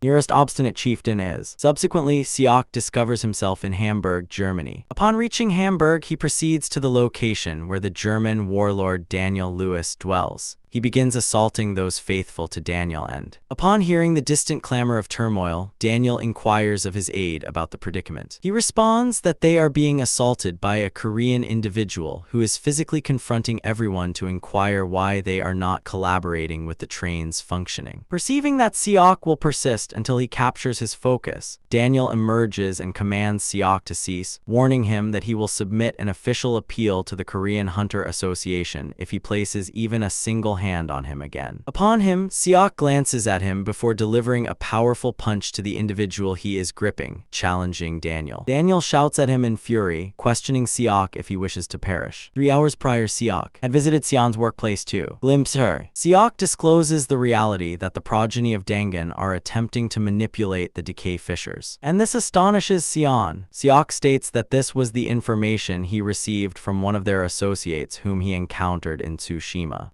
Observing the determination in Seok's expression, Sion comprehends that he has ultimately decided which faction he is meant to align with. Seok expresses that there is no possibility of him harmonizing with the progeny of Dangun, and Sion concedes that she is pleased that Seok has arrived at the correct conclusion. At that moment, Sion is notified that Sanga has arrived to visit her. As Sanga and Seok both fulfilled a task in Tsushima, Sion is convinced that her presence serves the same purpose for which Seok approached her. Upon entering the room, Sanga remarks that she was unaware of the severity of the situation in Poland until she witnessed it firsthand. Sanga inquires of Sion whether South Korea is oblivious to the circumstances of life in other nations, and Sion informs her that this is untrue. Sanga acknowledges that she would have remained oblivious to the situation if she had not been a hunter. Sanga conveys her sorrow while inquiring if there is anything they can do regarding the circumstance. Yet, Sion interrupts, asserting that there is nothing that can be accomplished as it does not fall within their responsibilities. She proposes that Siok and Sanga concentrate on the matters at hand, as they still have much to manage. Nevertheless, Siok informs Sion that there is something he needs to express. He shares his intention to engage directly with the German warlord in his own manner. Sion admits that she is intrigued by his approach. Siok nonchalantly responds that he intends to compel the warlords to collaborate with Four. As the Korean hunters are unable to accomplish that due to their public perception, Siok informs Sion that he is prepared to assume the obligation as he is an independent hunter. Siok conveys to Sion that he plans to travel to Germany to address the matter while the remainder of the team remains in Poland. Sion realizes that Siok's approach is radical, yet she understands that there is no alternative to it. She inquires of Siok whether he will manage alone, and Siok pivots to depart, reassuring Sion that he will address the issue before the distribution of aid in Poland concludes. Sanga volunteers to accompany him, citing potential dangers. Siok instructs her to remain patient and practice diligently during his absence, as he will reprimand her if he returns to find no progress at all, now that Siok is in Germany. Daniel believed they could overpower Siok with their sheer numbers, as there exists a threshold to the mana an individual can extract. And although it was a sensible notion, they were contending with Siok, who is no typical hunter. Before his very gaze, he witnesses his comrades being battered like refuse, and Siok prompts him to decide whether to address the problem through aggression or conversation. Despite all that he has witnessed, Daniel remains resolute and unwilling to retreat, and he instructs his troops to fire at Siok. He had not completed issuing the command when Siok materializes behind him with a blade to his throat. Daniel panics, pondering how Siok ended up behind him. As perspiration trickles down his brow, he inquires of Siok how he intends to manage the repercussions of his actions. Yet, Siok informs him in that moment that he doesn't care in the slightest. Observing the gravity with which Siok approaches things, Daniel ultimately consents to converse. They proceed toward the canopy, and Siok is presented with what is claimed to be cola, yet when he samples it, its flavor is completely distinct. Daniel informs him that the hue resembles cola, and it is also the most accessible to obtain, while acknowledging that it has been quite a while since he last enjoyed authentic cola as well. Siok is astonished that the situation in Germany is even more dire than in Poland. They essentially reside in tents and have minimal access to electricity. Daniel informs Siok that the military installation they are residing in was constructed during the initial phases of the corrosion rift epidemic, and as time progressed, governmental assistance deteriorated further. He informs Siok that the situation has worsened beyond previous levels, making it unsustainable. Siok promptly addresses the issue, inquiring of Daniel why he is not collaborating on the train operation. Daniel states that they are presently facing a circumstance where they require the shield generator even more than the UK due to the erosion gap, Ristorante. Siok recalls that the restaurant corrosion chasm is reputed to be the largest, with effects extending to North Africa. Daniel asserts that the deterioration region currently confronting the UK pales in comparison to their own, as they are frantically attempting to prevent the corrosion area from engulfing them. Siok subsequently informs him that the shield generator is presently in its trial phase, and they require a secure location such as the UK to gather information. He cautions that if he fails to collaborate, it will complicate his chances of obtaining it in the future. Daniel subsequently brings to Siok's notice that despite expressing a desire to negotiate, their current interactions do not resemble a negotiation. Siok ensures he establishes his authority and instructs him to be silent and comply, as he is aware of the situation. Daniel attempts to be obstinate, asserting to Siok that he is clueless as to why he is behaving so arrogantly, as it appears he lacks alternative choices. Siok crushes the cup in his grasp to illustrate to Daniel that the alternative is aggression, which is clearly inadvisable. Daniel subsequently inquires how he would prefer them to collaborate, and Siok informs him that this is not his responsibility to address, as his role is akin to that of a mediator. Daniel inquires whether Sion is the one who prompted him to take this action, but Seok refutes the claim, stating that he merely intervened due to his frustration with the direction things were progressing. Daniel rises from his chair and expresses his curiosity about whether Sion would be audacious enough to act in such a manner. He informs Seok that he is at liberty to depart, assuring him that he will reach out to Sion, yet Seok surprises him by disclosing that he is remaining. Seok asserts that he is not foolish enough to simply accept Daniel's statements at face value.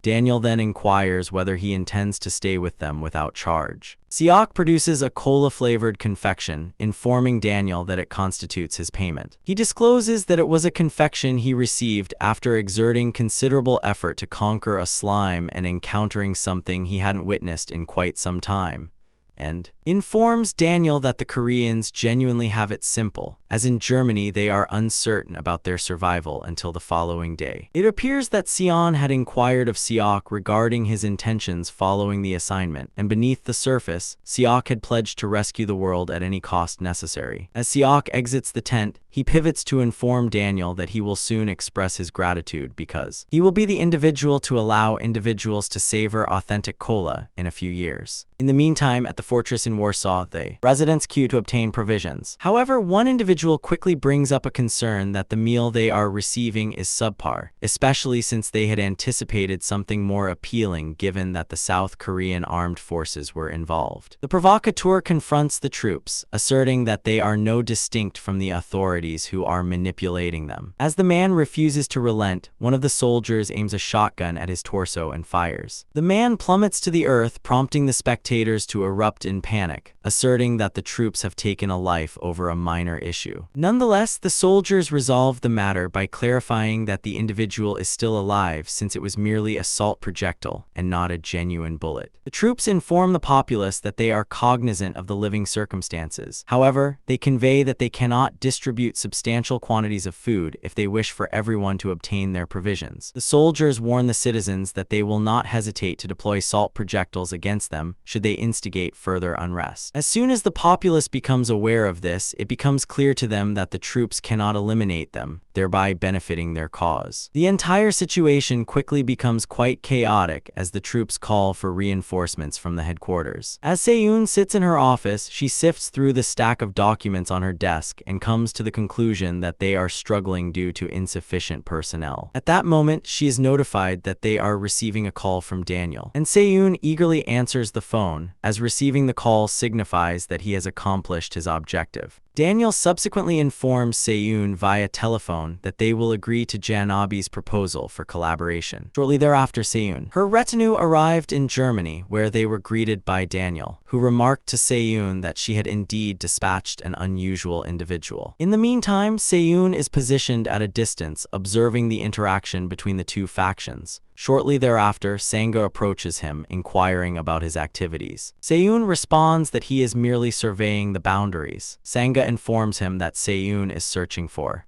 He and Seyoon respond that he will go investigate it. He is on the verge of departing when he unexpectedly receives a strange manna emanating from the clock tower in the far-off distance. He spares no moments bounding toward the tower, and when Sanga inquires about his destination, he simply informs her that he needs to investigate something. He reaches the tower and is taken aback to discover that no one is present. Yet he is quite certain that an individual was present. Sayek deduces that the individual had shrouded themselves in mana to evade detection, having realized that he had noticed their presence. Nevertheless, he can still sense the remnants of mana, prompting him to pursue it in order to determine the individual's whereabouts. Unexpectedly, the mana remnants ascend to the ceiling and Sayek glances upward to examine while gripping his spear with one hand. Abruptly, the assailant unveils their presence, slicing through the void with the aim of bringing Sayek down, yet Sayek is capable of responding to thwart the assault. The assailant reveals himself to be an inexpensive samurai individual named Jo Hyum, a descendant of Dangun. Upon discovering him, Sayek informs Jo Hyum that he must eliminate him. Rather than responding to the man's intimidation, Sayek is primarily preoccupied with his firearm, which is a blade that features a walking stick as the grip. Jo Hyum furiously retorts that it is a calamus blade while unleashing a strike formidable enough to fell the tower. Sayek successfully springs back to evade the assault, but Jo Hyum shuts down swiftly. He strikes forcefully at Sayek. Yet he succeeds in evading them, and when Sayek attempts to retaliate, all of his blows fail to connect. Jo-hyum taunts Seok, urging him to exert greater effort in the battle, and Seok quickly realizes the challenge he seems to be confronting. He extends his lance to surprise the fellow, but instead of the lance rending his skull asunder, the man's physique fractures apart. Jo-hyum materializes in another location, triumphantly declaring to Seok that he will never manage to strike him. Abruptly, a surge courses through him, and Seok narrowly deflects the assault. He manages to preserve his life, yet he endures a laceration on his visage. Nevertheless, he has managed to discern two aspects, with the first being that the individual employs duplicates, and when the duplicates combine, his velocity and strength soar to unprecedented levels. The next point is that Jo-hyum is completely mistaken in his belief that he cannot overcome him. As Seok and Jo-hyum lock eyes, Seok persistently assesses Jo-hyum's abilities. Seok observes that Jo-hyum's velocity abruptly escalated after his split clones coalesced, indicating that his surge in speed is likely an inherent talent. Nevertheless, Seok is primarily concerned about Jo-hyum's phasing skill, which enables assaults to seamlessly traverse his form. Soon after, Jo-hyum declares his intention to terminate Seok's existence with the forthcoming strike. Observing his level of assurance, Seok speculates that no one has ever challenged Jo-hyum's phase-shifting method. Regrettably, his fortune is on the verge of diminishing as he has foolishly decided to provoke the wrong individual. In an alternate realm, Seok once confronted beings possessing identical capabilities, and his companions were bewildered regarding how to deal with the beings. Regardless of how often Seok and his team assaulted them, their efforts merely went straight through.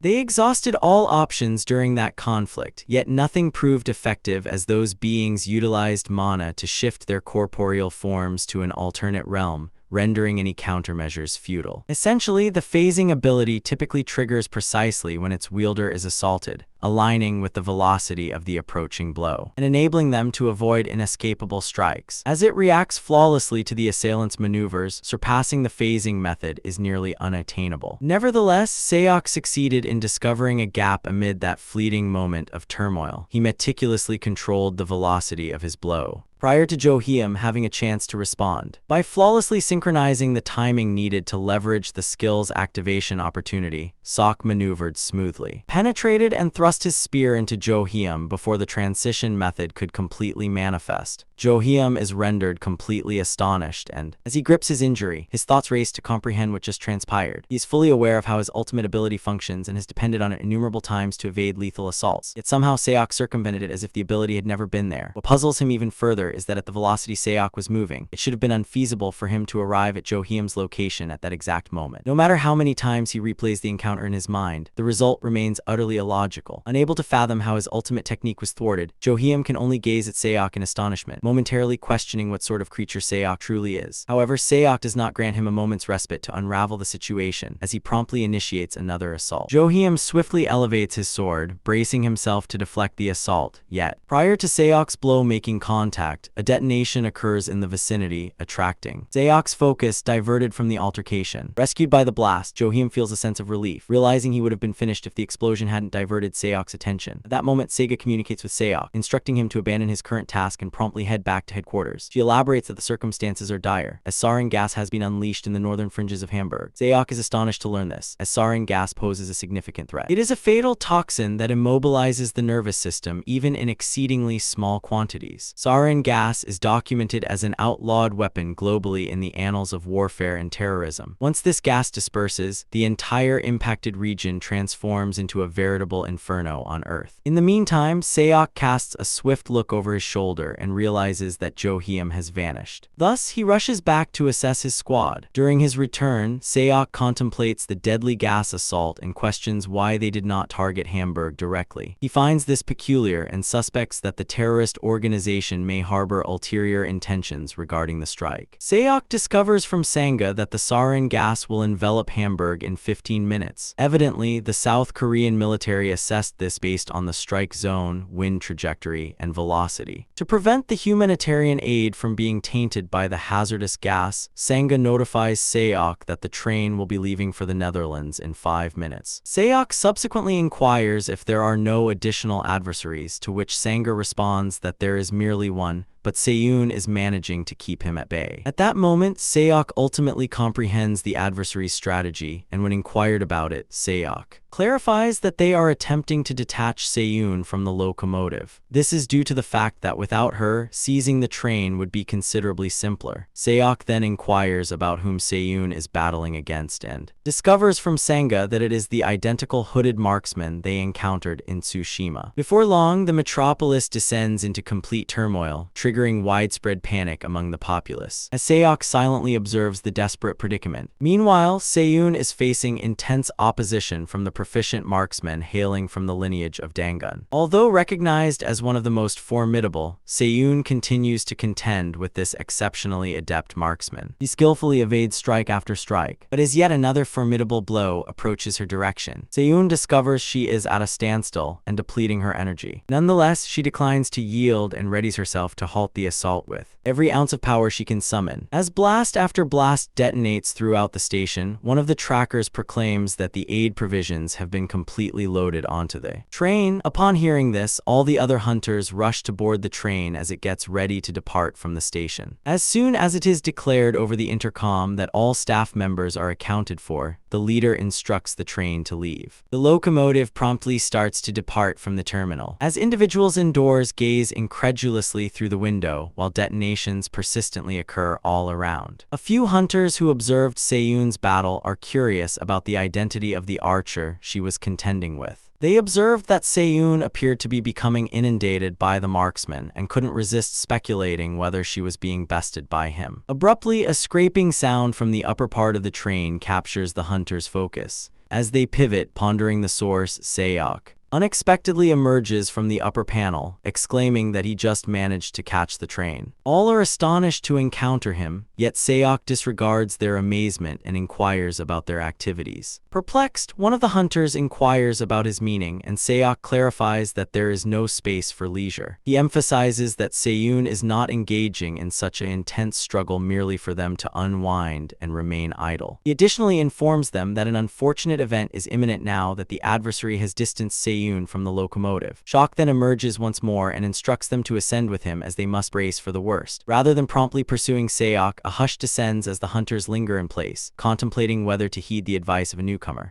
In a fleeting instant, one of them conveys a message to the other hunters dispersed along the train, instructing them to proceed to the shield generator in accordance with Seok's orders. At the station, Seiyun continues to contend with the formidable marksman. She observes that the marksman is exceptionally proficient and contemplates whether he is the chief of the offspring of Dangun. The marksman eventually addresses her, praising Seiyun for her remarkable abilities as a 10th-ranked hunter. He expresses admiration for her capability to successfully deflect all his assaults thus far. Grinning, Seiyun insincerely expresses regret for disrupting whatever he had organized. Nonetheless, the archer assures her not to fret as the strategy was to detach her from the locomotive. He asserts that their triumph was predetermined the instant the train departed without Seiyun. In other locations, a multitude of individuals from the lineage of Dangun assemble for the subsequent stage of their strategy. At the forefront is Heiyun, the individual who previously ensnared Seiyun within a barrier alongside a female associate named Yangju. Soon after, Seok obtains intelligence that a questionable faction has been detected on the bridge ahead. While the members of the descendants of Dangun get ready to launch an ambush on the train, Seok instructs all hunters to get ready for combat. Moments later, Yangju, Heiyun, and their crew board the train. As it traverses the span, as the intruders arrive, an intense conflict erupts between the two factions as Seok's team of hunters strives to safeguard the shield generator. In the meantime, Yangju serenely welcomes Seok as though she had been anticipating this encounter for quite some time. Seok is astonished and queries how the unfamiliar person is aware of him, prompting him to inquire of Yangju if she recognizes him. Yangju responds affirmatively and discloses that her higher-ups instructed her to apprehend Seok in a living state. Nonetheless, she declines to comply with them, asserting that she isn't precisely suited for capturing detainees. Furthermore, as her higher-ups are absent to oversee, Yeonju asserts with certainty that she intends to dispose of Seok and attribute it to a mishap. Consequently, no one will deem her accountable for failing to apprehend him alive as instructed. After boasting in true villainous fashion, Yeonju gleefully presents her weapon of preference, the jaejeom, a conventional Korean musical instrument. Seok is taken aback by Yeonju's selection of weaponry, yet remains distinctly unimpressed and unaffected. Yeonju subsequently commences to perform on the jaejeom, assaulting Seok with the sonic vibrations. Seok swiftly covers his ears while expressing his irritation that her talent is rather bothersome. Nevertheless, he does not consider it valuable if that is the extent of her contributions. Abruptly, another bothersome fly, Haeun, starts to sway and recite incantations while jingling copper bells and wielding a blade. This is a traditional dance executed by Korean shamans during a ceremony. Haeun persists in executing his spiritual ceremony, targeting the incantations towards Seok as Yeonju supports him, rising, strumming the chords of her jaejeom. Seok observes that Haeun's performance isn't a typical ceremony, but rather a powerful ability enhancing Yeonju's sound waves. At that moment, the shockwave resulting from their united onslaught ruptures from Seok's side of the carriage to Sanga's side. Sanga swiftly pivots as she becomes aware that the sound is emanating from Seok's direction. She worries that Seok could be seriously harmed if the sonic blast is intense enough to be audible from her location. As Sanga anticipated, Seok is hemorrhaging from every orifice while grasping his ears in response to the shockwave generated by the coordinated assault. Nevertheless, this has no impact on him whatsoever as he smirks playfully, informing Yeonju that her music is utterly rubbish. However, Yeonju takes great pride in herself as she informs Seok that he can never silence her voice, exuding a sense of smugness. She asserts that Seok's demise is inevitable, regardless of his efforts to resist. Seok laughs at her foolishness, and as dark flames start to manifest from his form, Seok readies himself to demonstrate to Yeonju what genuine talent entails. An instant later, that tiny ebony blaze detonates into a massive one as Seok releases his contradictory flame. Yeonju is puzzled as she contemplates what kind of deception Seok has planned, hesitant to take any chances. She attempts to signal Haeun to brace for the forthcoming assault. Yet, at that instant, Yeonju is taken aback to discover that she is unable to produce any sound. Bewildered, she inspects her mouth to confirm that the opening is still intact. In the meantime, Haeun is undergoing a similar ordeal as he becomes aware that his voice is not emanating, regardless of how loudly he yells. Nonetheless, Seok is not astonished that they are unable to acclimate to a soundless combat zone. Seok then abruptly disappears just as Yeonju is about to depart. Her pondering his whereabouts, she is astonished that Seok possesses such an array of cunning strategies. And in spite of being in a perilous predicament, Yeonju still possesses the audacity to ridicule Seok's minor stratagem. For some inexplicable reason, Yeonju irrationally thinks that Seok is at a disadvantage regardless of his actions, as the confrontation remains 2 against 1. In Yeonju's view, even if Seok succeeds in executing a covert strike on Haeun, she can simply eliminate him, or the opposite could occur. Evidently, Haeun and Yeonju have already consented that one among them must jeopardize their life merely to seize Seok. However, events appear to be diverging from the intended course as Yeonju observes that Haeun appears somewhat disoriented, yet aloof. It suddenly occurs to her that she could be the one being targeted, rather than Haeun. Regrettably, by the moment she comprehends the situation, Seok has already emerged behind Yeonju, poised to attack her before she has the chance to respond. Discussing the strategy of Yeonju and Haeun prior to initiating this battle, they concurred that it was acceptable for one of them to perish. But at the 11th hour, Haeun altered the strategy, which is why Yeonju felt disoriented for a brief moment. Just as Seok is poised to attack Yeonju, Haeun calls out for him to halt, and Seok is swiftly encircled by amulets, confining him within a shield. It appears that Haeun had been orchestrating this from the beginning, as he was unwilling to relinquish either Yeonju or himself as initially intended. Yeonju, now severely injured, inquires why Haeun did not adhere to the strategy. Upon hearing Yeonju utter Haeun's name, Seok finally identifies the individual he has always referred to as the squinty-eyed fellow. Merely moments after the obstruction is established, Seok's paradoxical fire slices through it as effortlessly as parchment. As Haeun continues to strengthen the incantation, Yeonju subsequently reprimands Haeun for disregarding her, as the strategy was to incapacitate Seok prior to employing the barrier for his confinement. Haeun, with his eyes still shut and unaware that his seal has already been shattered, informs Yongju that he had no alternative. Unaware of his failure, Haeun rejoices internally, convinced that he has ensnared Seok. After all, his barrier successfully halted formidable officials from the lineage of Dengun, as well as the mighty Seiyun. Haeun is certain that this very seal should be more than sufficient to confine an ordinary novice. Convinced that Seok has been immobilized, Haeun narrows his eyes slightly, preparing to devise a strategy for retrieving the shield generator when he observes a shadowy outline of Seok free from any confines restraining him. He merely narrowed his gaze slightly before shutting his eyes. He is uncertain whether what he witnessed is genuine. After all, it seems implausible for anyone to escape so rapidly, leading Haeun to ponder if he was merely perceiving a mirage. Choosing to set that thought aside, he requests Yongju to rise, informing her that they must seize the shield generator and withdraw. However, before he can complete his statement, Seok thrusts his spear into Haeun's midsection. Haeun is perplexed as he attempts to understand how Seok penetrated his barrier so swiftly. With an icy, menacing demeanor, Seok inquires who granted them the authority to depart and questions whether Haeun has lost his senses. At this precise instant, Haeun realized he had erred, particularly aware that Seok's strength exceeded his wildest dreams. Filled with dread, he concluded that the shield generator was no longer the foremost concern. Instead, ensuring the survival of the train became their paramount objective. As the understanding dawns on him, Haeun cries out to Yongju, urging her to flee. Like a hunter aware that its quarry is defenseless, Seok mocks Haeun's statements, urging Yongju to make an attempt to escape. As he twists the spear deeper, Seok urges Haeun to attempt to escape alongside Yongju.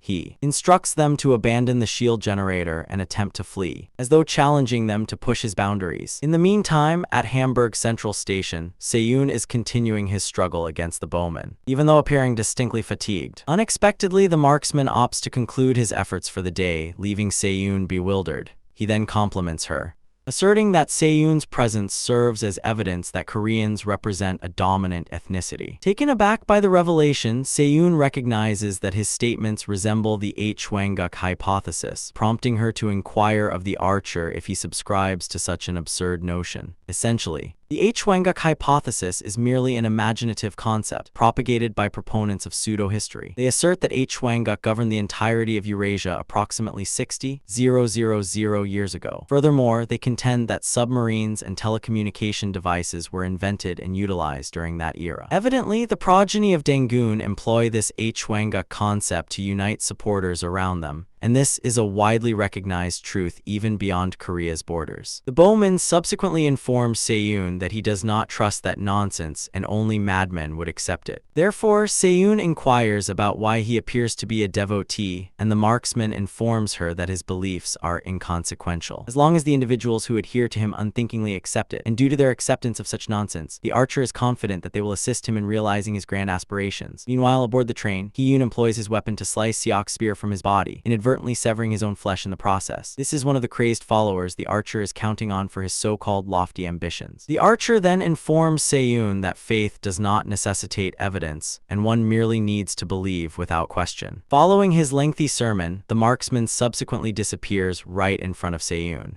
As the world surrounding her falls silent, Seiyun rests against her greatsword and exhales a profound sigh of relief. While on the train, Seiyun is preoccupied with thoughts of Haeun, struggling to comprehend why he would sever his own flesh merely to flee. Nevertheless, considering the severity of his injury, Seiyun questions whether Haeun can travel far. Just as she ponders whether to pursue them, one of the hunters aboard the train communicates via radio. He informs that they have lost contact with Seiyun, and in her absence, the temporary command is to be assigned to Seok. As Seok absorbs the instructions, a group of masked individuals from the descendants of Dangun suddenly springs forward to assault him. However, prior to executing even a single strike, Seok promptly incapacitates them with his punch, and eliminates the others with a weapon. Following the management of the last pests beyond the train, Seok assumes the role of acting commander of the locomotive. He communicates with all staff, instructing the train to set off without delay. Initially, Seiyun's followers from Janabi urged that they postpone their departure until Seiyun arrived. Nevertheless, Seok declined to halt the train, fully aware that this decision could lead to their animosity toward him. Yet, Seok felt no remorse for his resolution. Evidently, he undertook this action because the train is filled with essential aid supplies urgently required at another location. A few hours following their arrival at the intended site, Seok can't shake off his anxiety regarding Seiyun's safety and fervently wishes for her safe return. Nevertheless, after some time passes without any word from her, he starts to contemplate the possibility that she may be deceased. However, in the subsequent instant, a tracker bursts in, urgently shouting Seok's name. Sayok inquires about the situation, and the breathless individual manages to convey to Sayok that Seiyun has come back. Sayok is pleased to receive this information and asserts that he was already aware that Seiyun could never perish from a predicament like that. Soon thereafter, Sayok visits Seiyun at the medical facility where she is undergoing care for her wounds. He playfully mocks her, inquiring if she feels slighted that they departed without her, but Seiyun replies that she does not. In truth, she mentions that she entrusted Sayok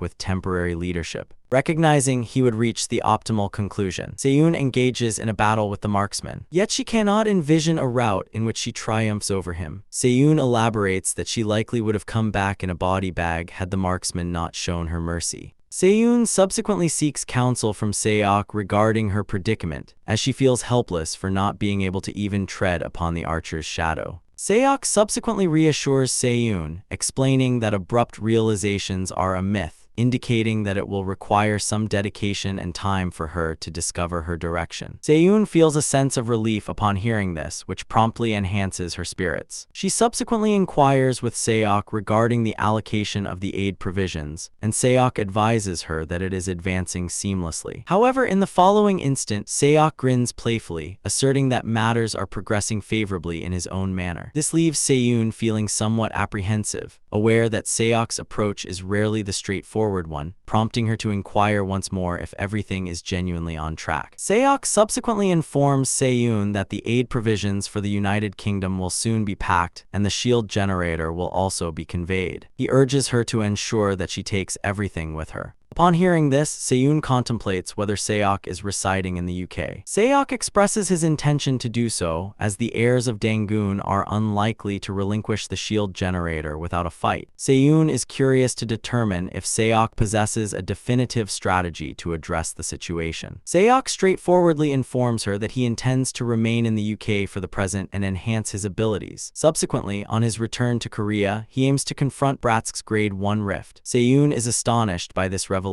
and cannot fathom how Sayok readily chose to take on a Grade 1 rift. Seiyun asserts that even her own Grade 1 corrosion rift suppression was extraordinarily challenging to manage. She subsequently cautions him that tackling a Grade 1 rift independently will be arduous. However, Sayok discloses that he will not venture forth solo. He has already conversed with Sanga, and she has consented to accompany him. Seiyun labels Sayok and Sanga as irrational, for she thinks that the challenges will remain unchanged regardless of whether Sayok embarks alone or as a pair with Sanga. After pondering for a brief moment, Seiyun declares that she too will remain behind and assist them to the best of her abilities. Although the Bratsk refrigerator rift is considered to be less potent than other Grade 1 rifts, Seiyun apprehensively believes it remains challenging due to its classification as Grade 1. Seiyun subsequently prompts Sayok regarding his claim to eliminate every corrosion rift on the planet and rescue humanity. She wishes he can maintain that degree of fervor following his encounter with the Grade 1 rift in Bratsk. Sayok merely grins in reply, informing Seiyun that he requires a single favor from. A few days following her arrival in the UK, Sayok successfully secures a satisfactory residence for her training. Evidently, it was bestowed upon him with the stipulation of safeguarding the shield generator. Nevertheless, Sanga believes the residence is excessively distant from the site of the shield generator. Sayok states he cannot change the situation as the secluded regions offer better lodging options. Given that their objective is to react to issues as they occur,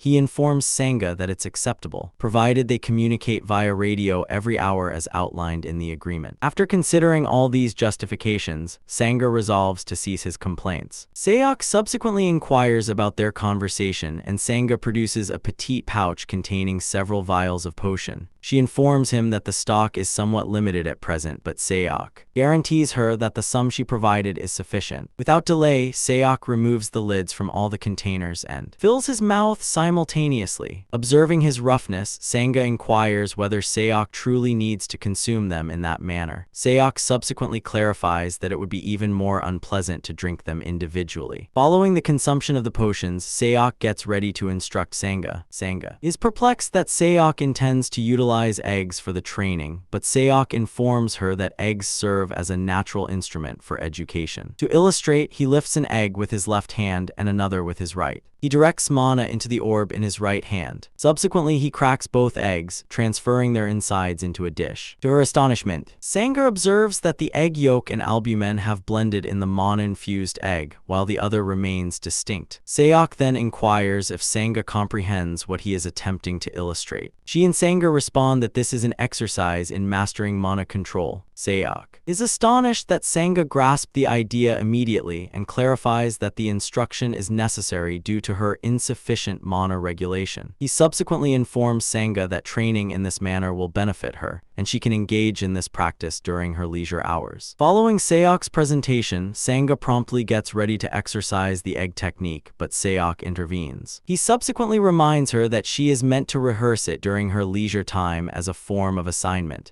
Sanga feels perplexed as she contemplates her true training. At that moment, Sion makes her entrance, and as she drives her sword into the earth, she confidently proclaims that training begins with authentic combat. She subsequently inquires whether they are prepared, yet Sanga is astonished as the truth dawns on her that she is meant to battle Sion as a component of her genuine training. Sanga remains at a loss for words when Sayok responds on her behalf, informing Sion that they are set. In another location within a sinister laboratory, an unhinged researcher hums as Jion reclines, secured to a frigid surface with conduits linked to his physique. He quickly regains awareness, and the physician supervises him prior to heading back to resume experimenting in the laboratory. Jion lethargically inquires about her location, and the man clarifies that Jion is in his lab. He grumbles about the difficulty he faced transporting Jion from the medical facility. Jion is taken aback by this revelation and inquires why the man relocated him. Following a momentary pause, he clarifies that he acted because Jion is half-conscious and could be weary from gazing at the hospital ceiling throughout the day, immobilized. It is soon disclosed that the deranged scientist is, in fact, Jian Wu, also a member of the lineage of Dangun. Frightened, Jion attempts to intimidate him.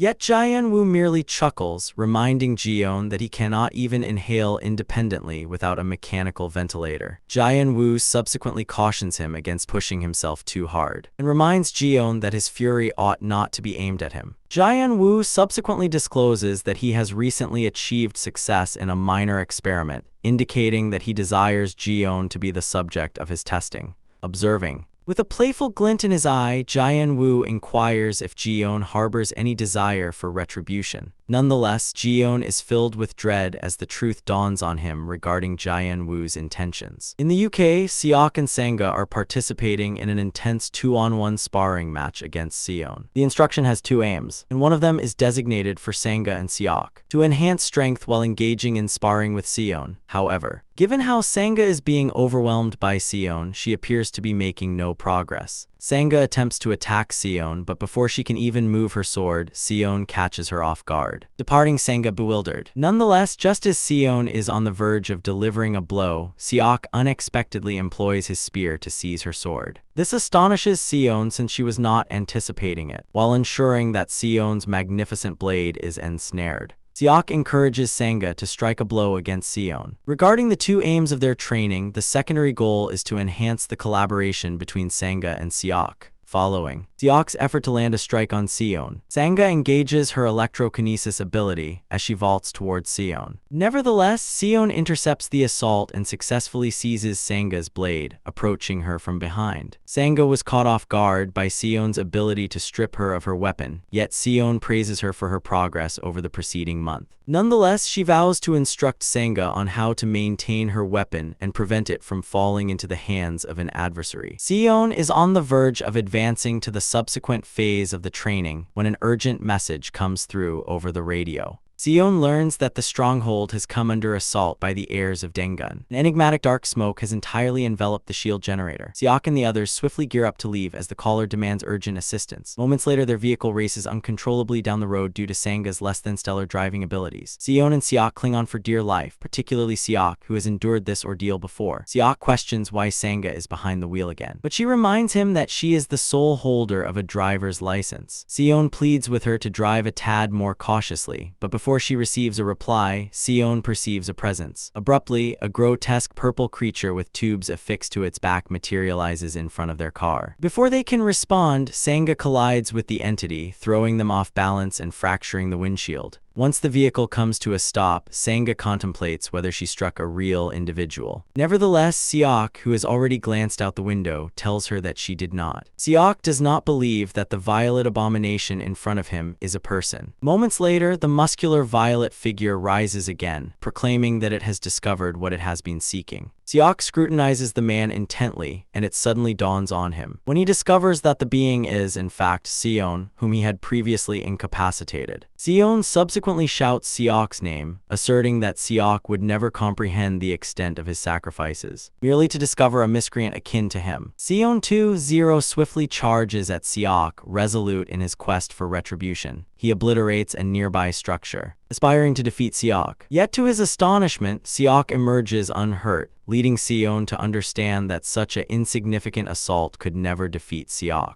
In the meantime, as Seok readies himself for the battle, he contemplates how Jeon is able to advance despite having his physical power drained by Seok's contradictory fire during their previous encounter. Although it wasn't included in their strategy, Seok chooses to manage the situation here while Seon and Sanga take care of matters at the base. Seon then instructs Sanga to separate and proceed to the harbor while she heads directly to HQ. Prior to departing, Seon informs Seok that Jeon appears quite irate with her. Thus she recommends that he ensure he completes Jeon this time. As she departs, she instructs Sanga to hurry to the dock since the vehicle is damaged. Observing the girls depart, Jeon ridicules Seon for fleeing like a timid individual and promises to pursue each and every one of them, beginning with his greatest adversary, Seok. Nevertheless, Seok merely chuckles at Jeon's foolishness, remarking that an individual possessing the abilities of a local Inchin Batman could never bring about his demise. However, Jeon is not insulted by Seok's humorless quips and deems it pitiful as he elaborates that he vowed to deliver the same anguish from the instant Seok incapacitated him. Rather than concluding this pitiful antagonist's soliloquy following that assertion, Jeon persists in his tirade, detailing his intentions to dismantle Seok. Subsequently, he lunges at Seok to demonstrate his strength with action. Seok, conversely, concedes that this entire predicament could indeed be somewhat perilous. In the meantime, Sanga quickly reaches the dock, only to discover that all the hunters have perished. As she surveys the surroundings, an individual silently observes her from afar, and moments later they spring ahead, creating such a commotion merely to make an appearance. One of the trespassers is a hooded heir of a Dangun affiliate. The man promptly identifies Sanga as the offspring of the KY organization, and it appears that he arrived with 2 additional thuggish associates who anticipate receiving a substantial reward from Sanga's relatives. Sanga remains vigilant as she contemplates whether the trio of men eliminated the hunters at the port independently. In a bid to buy some time, Sanga amuses them by rectifying their grammar when referring to her as a little lady daughter. She clarifies that combining daughter and lady in that manner creates an uncomfortable phrasing. She subsequently suggests that they just refer to her as the KY Group daughter, or calling her the KY Group Beach would suffice. The masked individuals are perplexed as they contemplate whether she might be a bit unhinged. Following a momentary hush, they erupted into chuckles, labeling Sanga as a simpleton from the village. In the meantime, Sanga endeavors to comprehend which aspect of her exudes foolishness, believing that Sanga's intelligence quotient might be insufficient to secure a substantial sum from the ransom.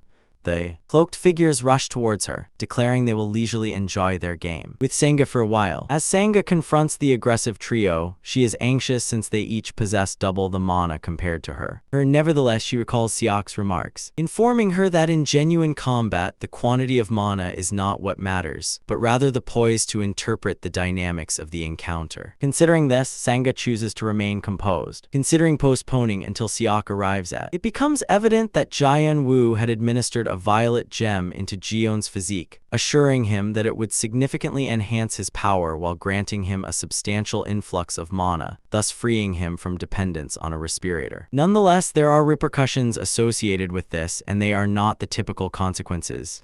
He informs Jeon that his skeletal structure will fragment and his visceral organs will contort while his eyes desiccate as if they are igniting. Nevertheless, Jian Wu believes he need not be concerned about this as it is merely a modest cost to obtain a fresh physique. Jeon was filled with dread upon hearing this, and Jian Wu scolded him for dreading such a traumatic process more than enduring life as a disabled person. Jian Wu administers the material into his system while conveying that he is presenting him with with a chance. Jian-woo informs him that he is receiving the ultimate opportunity to retaliate against Seok for degrading him into worthless status. Jiyeon cries out in agony as the substance begins to manifest within him. His form gradually shifts to a shade of violet while his veins protrude. In that instant of anguish, Jiyeon fixates on eliminating Seok. At this moment, as he confronts Seok, he is dedicating his utmost effort to the struggle. He unleashes rapid-fire blows to Seok's torso, yet Seok successfully intercepts the assaults from making contact with any crucial area of his physique. And at that moment, Seok seizes command by intercepting Jiyeon's assault with his spear prior to thrusting the spear into the earth for utilization. The power applied from this to propel Jiyeon into the sky. Jiyeon is furious that he is airborne and unable to take any action. Yet he vows to himself that by the moment he descends to the earth, he will eliminate Seok. Abruptly, he realizes that Seok is onto a lead, and by balancing on his lance, Seok propels himself far above Jiyeon. Jiyeon observes in shock as he never anticipated Seok's spear could stretch to such an extent. With Jiyeon utterly vulnerable, Seok praises him, informing him that his strikes genuinely land with more force than previously. However, he is more focused on determining whether his resilience is as robust as his fighting prowess. Jiyeon contemplates what Seok intends by this, and Seok satisfies his inquisitiveness by revealing the dual orbit lance method to unleash a tremendous impact from his spear, which ultimately eliminates Jiyeon in a single blow. Jiyeon is propelled away, colliding with a barrier and losing several appendages in the ordeal. Jiyeon expels blood from his mouth while pondering whether the strength he received was insufficient to confront Seok.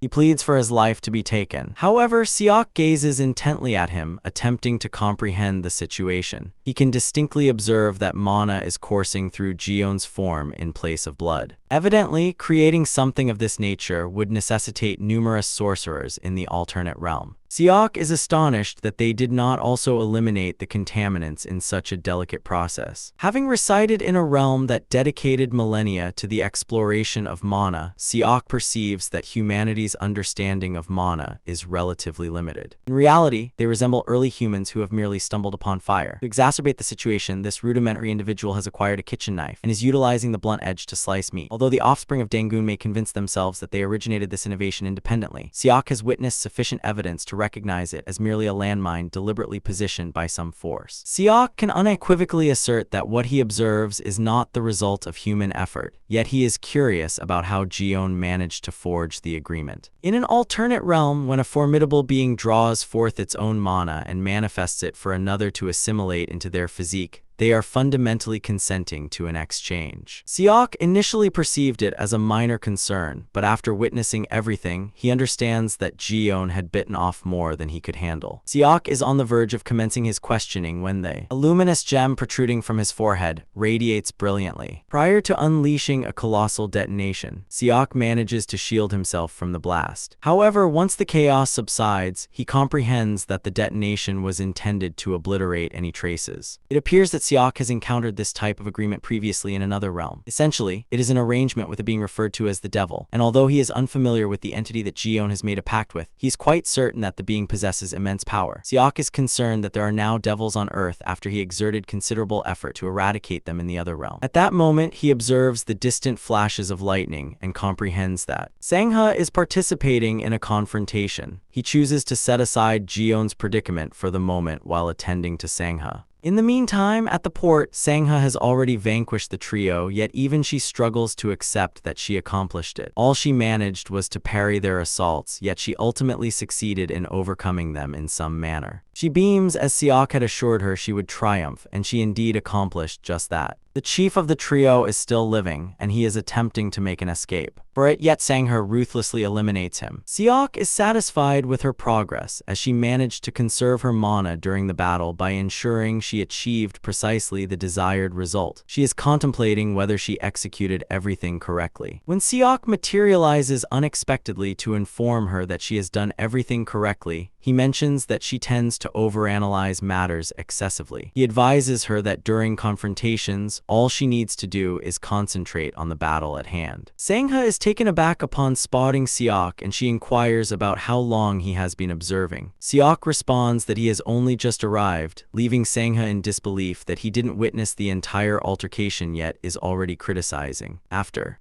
Setting aside their typical squabbling, Seok directs his gaze toward the colossal wave apparatus adjacent to them, inquiring of Sangha whether the device in question is the renowned shield generator.